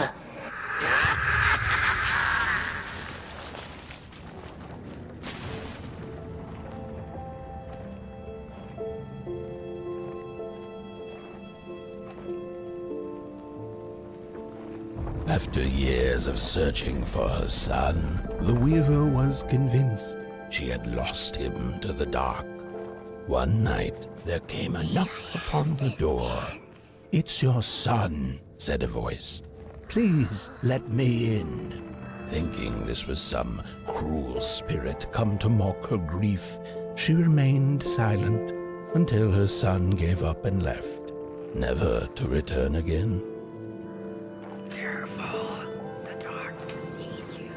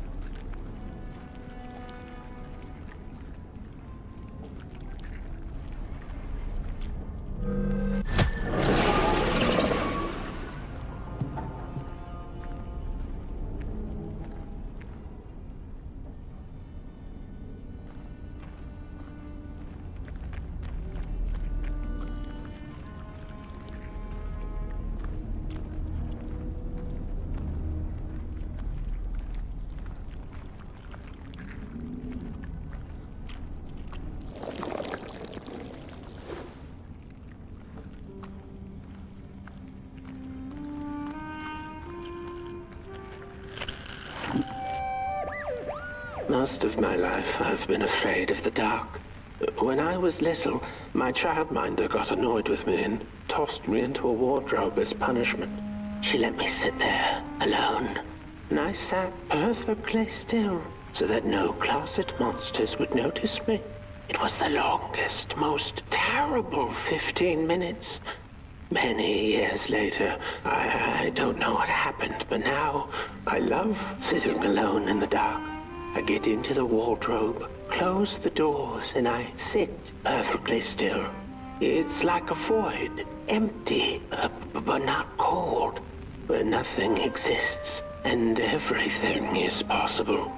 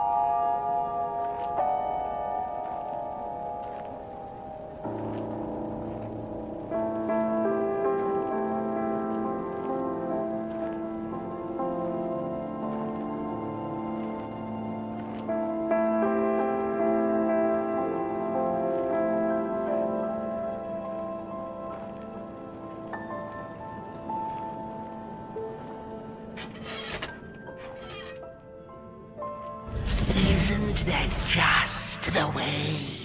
The father hoped the daughter would fill his heart with fire, failing to see that she needed a fire of her own. His princess danced away, and he stayed behind, cemented in his ancient doom. The heart is a bottomless pit, never sated, always craving for more.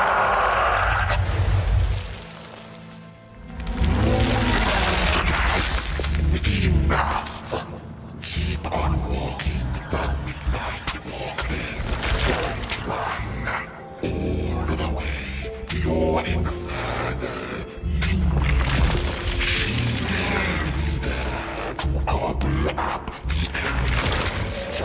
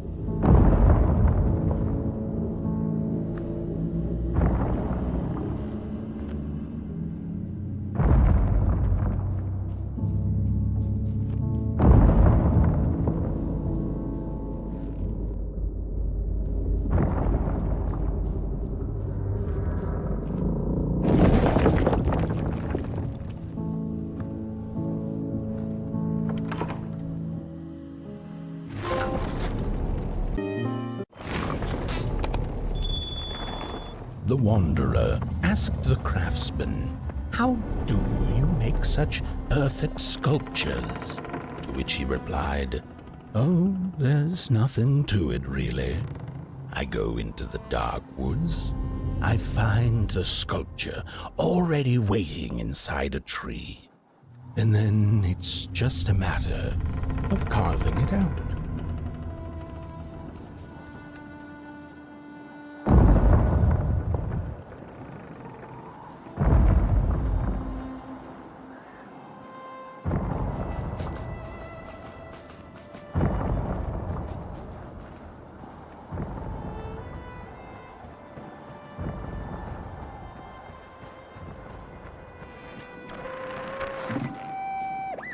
When I was a child, I exchanged letters with a monster in the woods. We were best pals, and we shared all our secrets with each other. One day, my sister told me that the monster wasn't real, that she'd written me all those letters to play a joke on me. But the joke's on her, because I knew the truth about the monster in the woods, and we exchange letters to this day.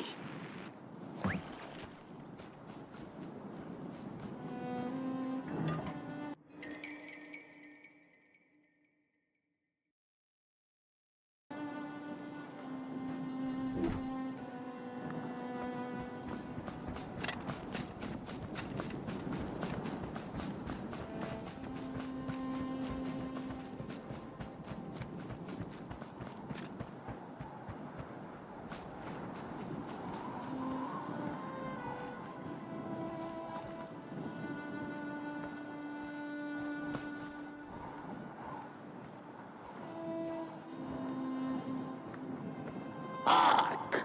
Not very far now. Not very far. The flame longs to be free. Caged, it cannot truly burn. How beautiful. How tantalizing. It is simply the way of fire. It is what it is.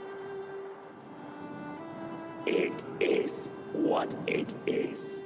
You must release it at the summit. The soothsayers have spoken.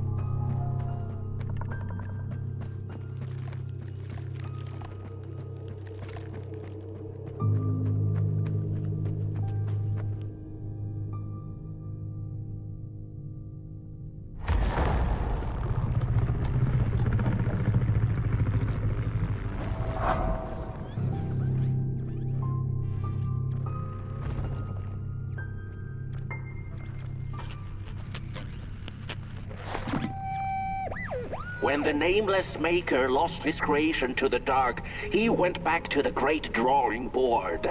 In his desperation to regain control, he made an attempt to sculpt the face of the dark itself, something he thought he'd glimpsed in his nightmares.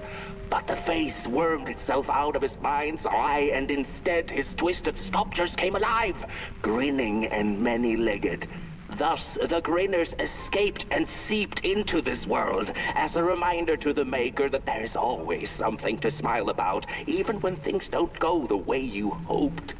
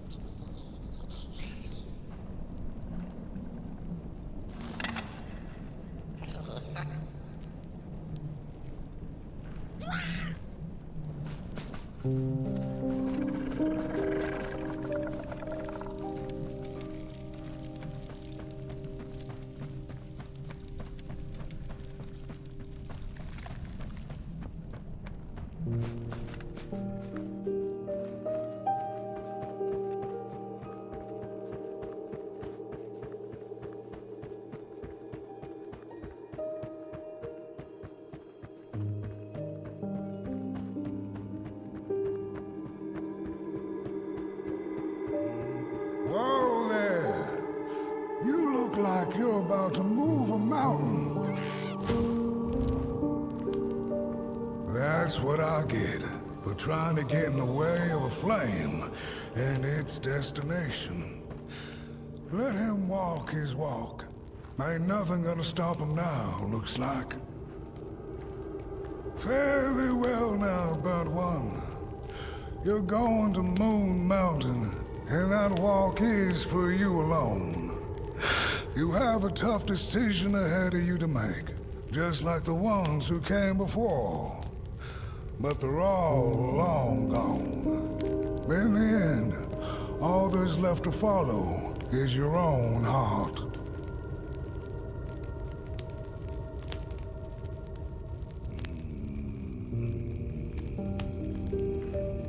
Hurry now. Go catch up with your little spark before the dark does.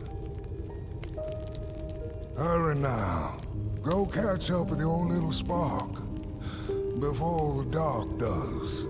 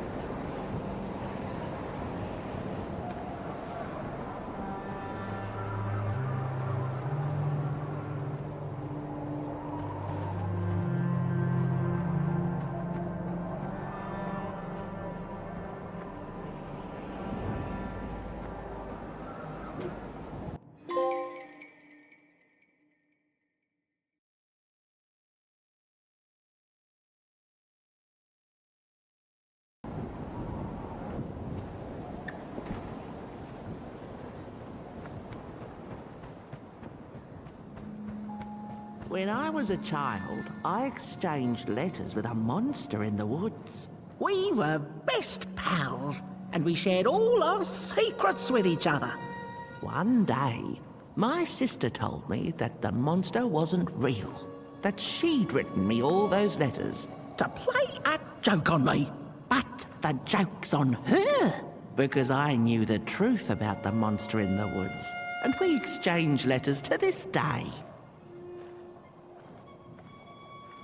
Oi! You the caretaker of this little fireball? What were you thinking, letting him run off? Don't you know how precious he is? Oh, yes you are.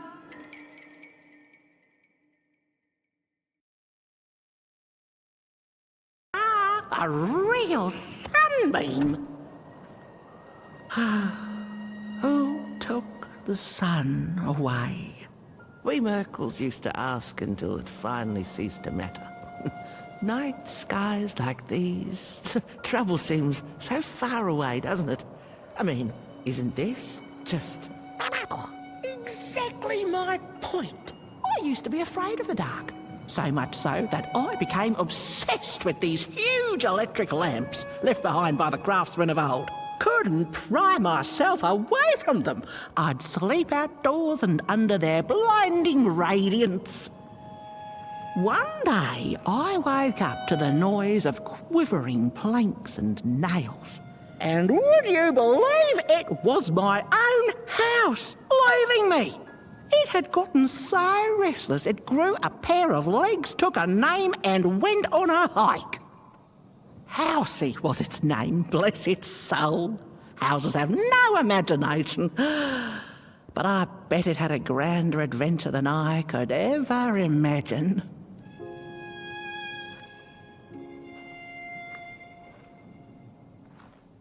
This little flame is your home, burnt one. Keep him nurtured and safe, and you'll always find yourself in the right place. Through the rain, in the dark, and over Moon Mountain. Look at those stars burning like so many candle lights. Isn't this enough? Light like yours is hard to come by these nights. Some long for it so hard, they go looking for it in the wrong places. Funny thing about the walk. It takes you places, tells tales, but it won't utter a word about itself. Who took the sun away? Look at those stars burning like so many candle lights.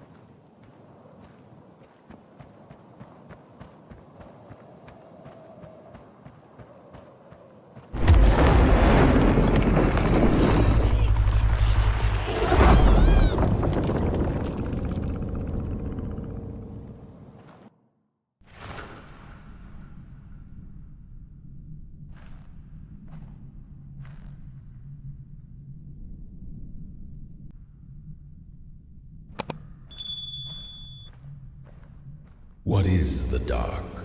Is it ugly and cruel? Is it a place for monstrosities, for fools lost in the woods? A terrible void where all your nightmares come true.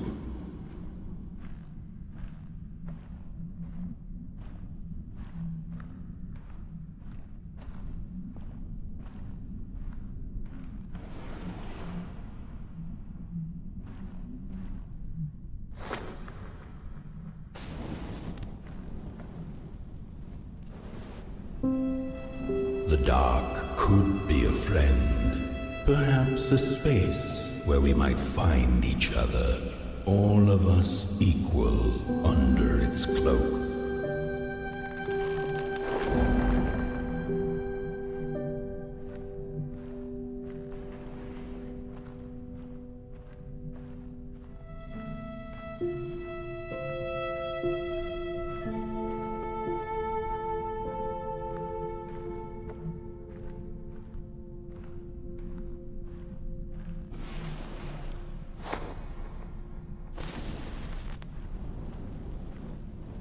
The dark could be an embrace, and the release of the old, like taking off a tight shoe, laying bare one's feet, and taking a first step onto a new adventure.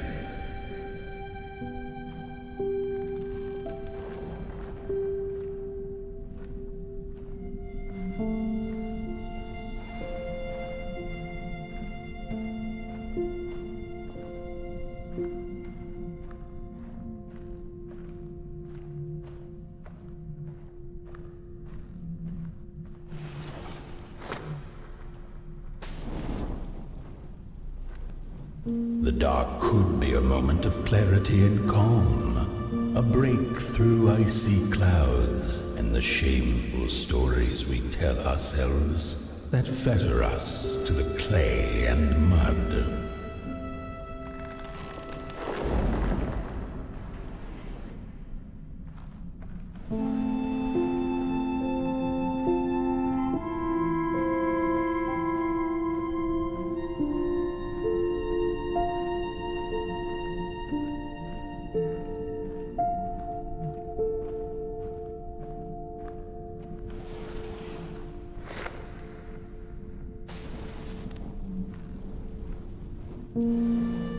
The dark could be the space and time that we need to recover from the death of a dream and the quiet promise of new beginnings waiting on the other side of grief.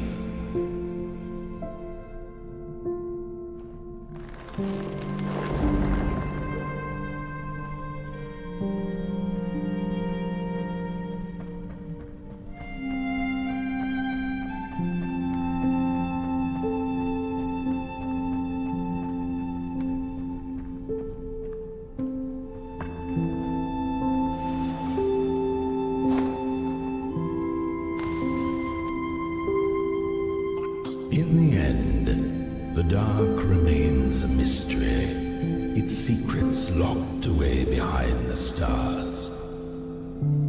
But one can rest assured that it is always there, watching, patiently waiting for us to enter it, with fire in our hearts and with eyes wide open.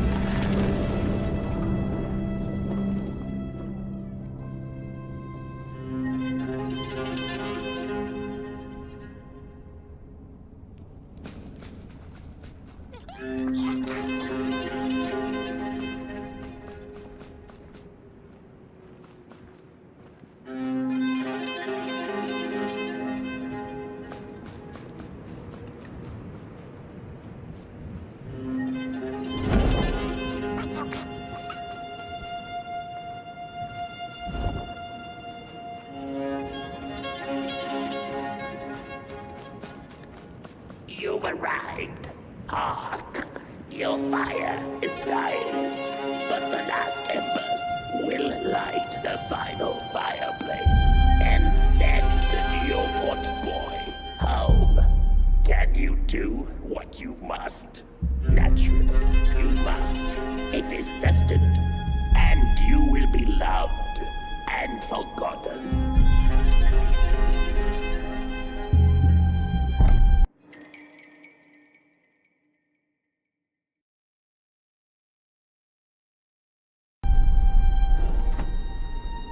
The soothsayers have spoken the last words. It has been an honor to watch your journey to the work table's edge. Now go and burn. Burn.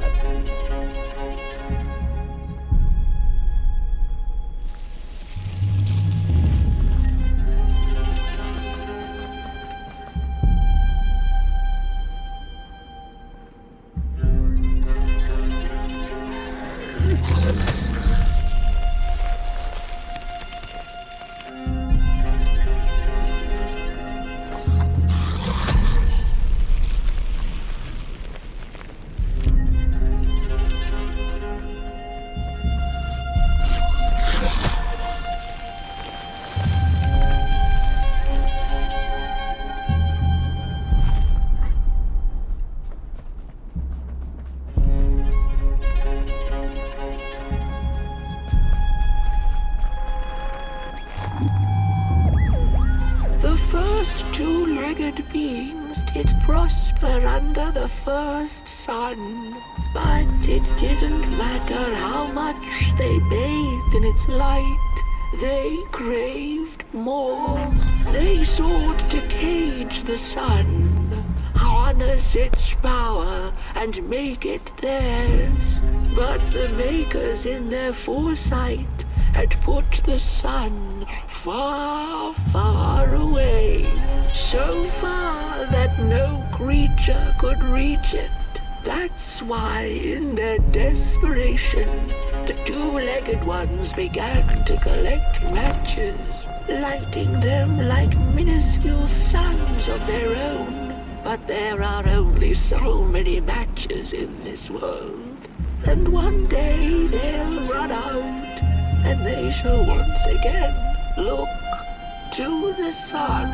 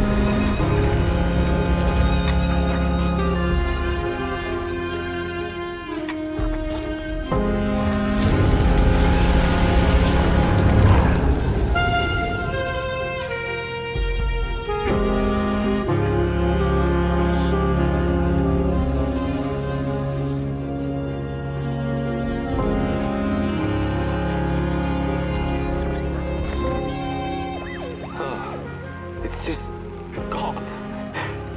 I had this wretched gut feeling like something was up, like something was on the way, a danger I never could have guessed. I figured that's just how I always feel, and my worries seldom come true. And now here I am, and I have been for some time now, and it just won't come back. I'm thinking, while I had it, I didn't know what to do with it, how to care for it, enjoy it. But if I had it again tonight, I'd probably waste it all over again.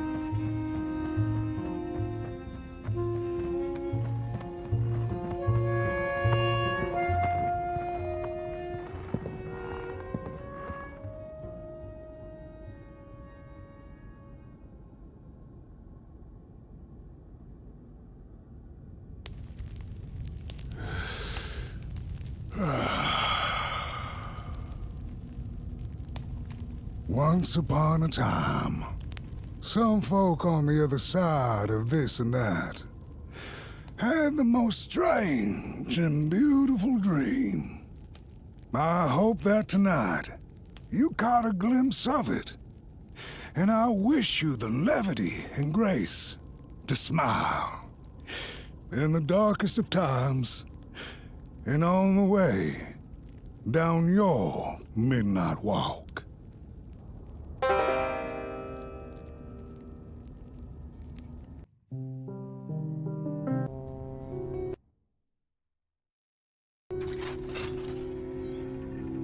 She came back one day from a long while of rock-picking under the gnarly trees. Usually the Merkel had been fond of fall and the refreshing cool of winter, but this time it had been much too long for her taste. Even the sun seemed tired, and she had all the rocks she needed, so she decided to treat herself to a long nap.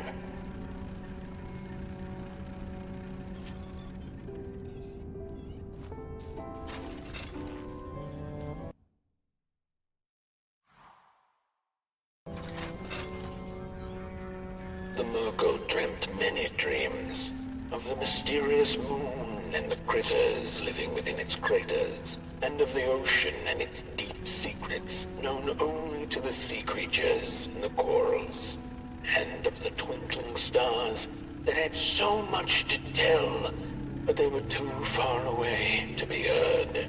All of it intertwined in a colorful tapestry.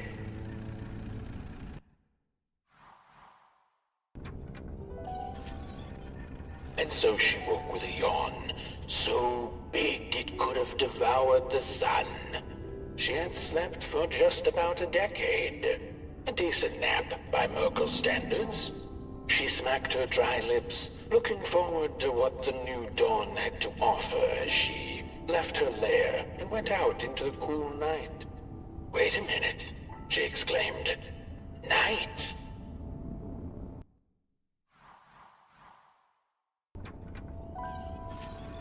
Where was the sun? Where its warm rays should have been there was only the vast night sky, not a star on its face. Well, the Merkel mumbled softly to herself, winter was late, so now the sun must be late too. Proud over her sound logic, she went back to her lair to take a complimentary nap.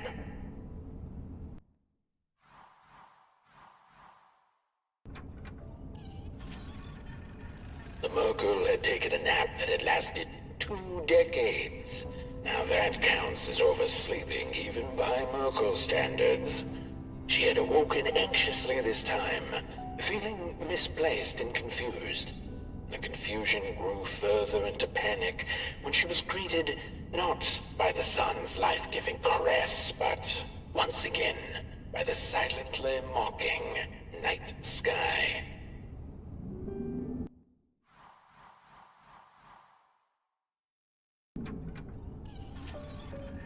There was one star out that night, and it glowed a cold red.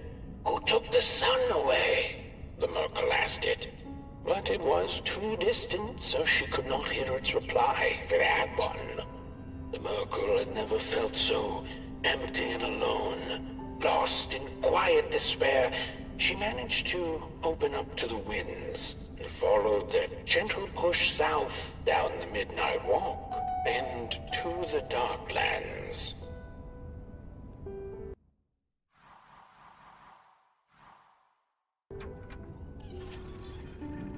Along the walk, she met the old soul fisher with whom she'd shared many a teacup in her days.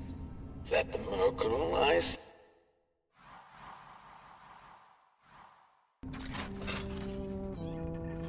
Along the walk, she met the old soul fisher with whom she'd shared many a teacup in her days. Is that the Merkel I see? Another decade, another teacup, eh? He chuckled, but the Merkel sure wasn't in the mood to discuss teacups. Who took the sun away, soul fisher? Surely it wasn't caught by your hook? After pondering for a good minute, the Soul Fisher answered, well, there have been whispers among the fish and corals about a loathsome, hungry Mulgrim roaming the swamps. Perhaps it knows. By the time the Soul Fisher looked up from under his big hat, the Murkle had already continued down the road.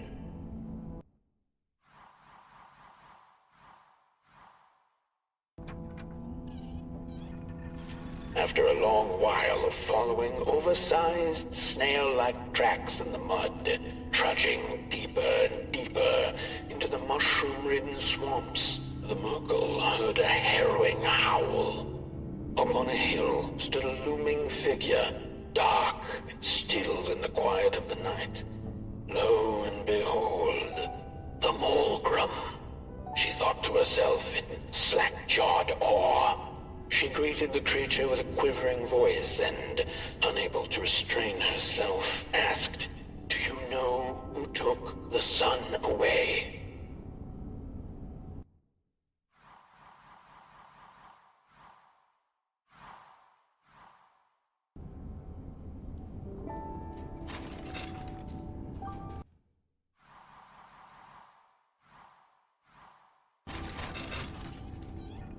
Talking to monsters had never been any Murkle's forte, but this meeting proved spectacularly disastrous. Barely escaping the gnashing teeth of the Mulgrim, she managed to escape by jumping into a lake, following its stream away from the swamps. Although the Mulgrim was far behind her, she could still hear its melancholy howl. Mad with grief, she mumbled, "As I will be, unless I find the sun again." Tired from running, she searched for shelter and found a dark, dank cave. Cozy, even by Murkle's standards.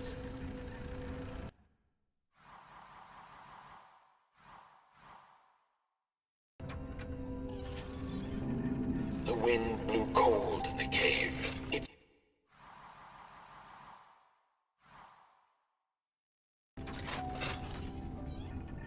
The wind blew cold in the cave, its whispers strangely soothing to the Murkle. As it turned out, the whispering belonged to a pack of starving crawlers who had begun circling her, their language known only to the dark itself. "What are you searching for, little limb tree?" they sounded in guttural unison. "These are dark days, and your kind does not belong anymore."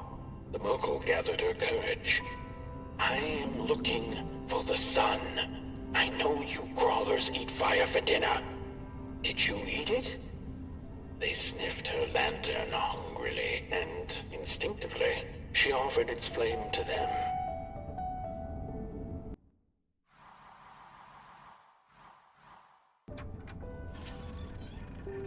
The crawlers cackled like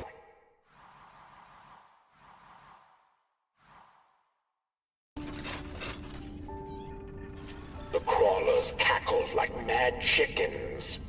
"Keep your fire, Clayling. Take it to the dark itself.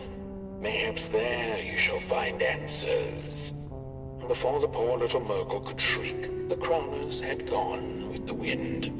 Knowing not where to find the dark itself, and everything looked pretty dark to her, the Murkle found her way back on the road, further away from home than she had ever been. The hills were looking stranger by the hour. The rocks upon them seemed to move. They were the head people, a peaceful yet grumpy sort who didn't take kindly to somebody's perusing their lands. They muttered at her as she passed them, but she couldn't make out their words. "What's that, little headlings? Are you saying you know who took the sun away?" But the heads only grunted and rolled away, back to the safety of their huts.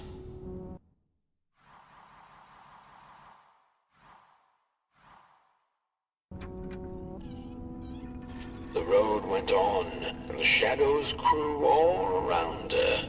Was this the dark itself? Not sure whether she was alone, she asked out loud, "Does anyone out here know who took the sun away?" By the side of the road lay 3 peculiar faceless and person-sized dolls wrapped in muddy bandages. A stone's throw away lay some strange masks. The Merkle followed her instincts and put the masks back on. And the dolls did come to life. They began to dance a haunting dance around her, and before she knew it, she was dancing too.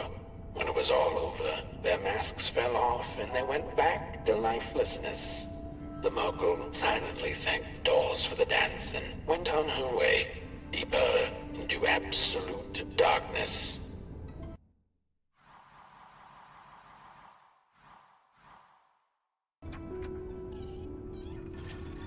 Before she knew it, the little Merkle, lost and tired, came to stand before the dark itself, with a burning question clenched in her fist. She felt like punching the dark with it, screaming it out like the howling Morgrim, laughing it out like the starving crawlers who had nothing left to eat but the hope of others. Who took the sun away? It then asked the Merkle. Its voice sounded like a dark forest, deep and ancient. "It wasn't you?" the Merkle retorted. "You're its complete opposite. Surely you must be the reason it's gone."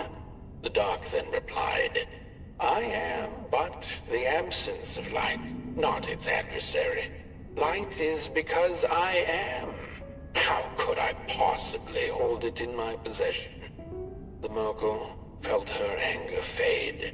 She understood little besides one thing, that the darkness was not behind the missing sun, nor her suffering.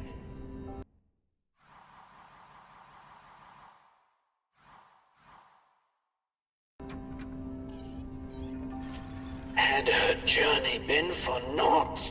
Would she ever feel the rays of the sun again? Bask in their glory, pick rocks on a cloudy summer's day? The Merkle was alone in her questions, but then again she wasn't. The dark held her in a blanket of nothingness that was cold and warm at the same time.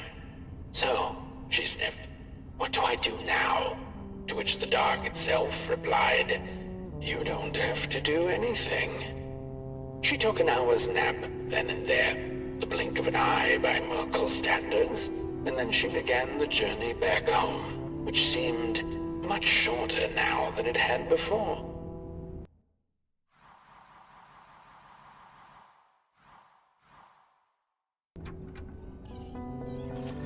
Back home on her hill, memories of the Merkle's many encounters along the way came circling back into her mind. None of her new acquaintances had been able to answer her burning question, but they hadn't been a waste of time either. She knew not if the sun would return tomorrow, in another decade, century, or never. She knew now, however, that she didn't need to know. She had the dark, and in it, anything seemed possible. So busy with her search for answers, ever since she'd left home, she'd completely forgotten to look up. The stars twinkled in the night sky, and there were so many, and they kept her good company. If only a little rock-picking Merkle could know that the seemingly tiny stars were in fact thousands upon thousands of suns. The end.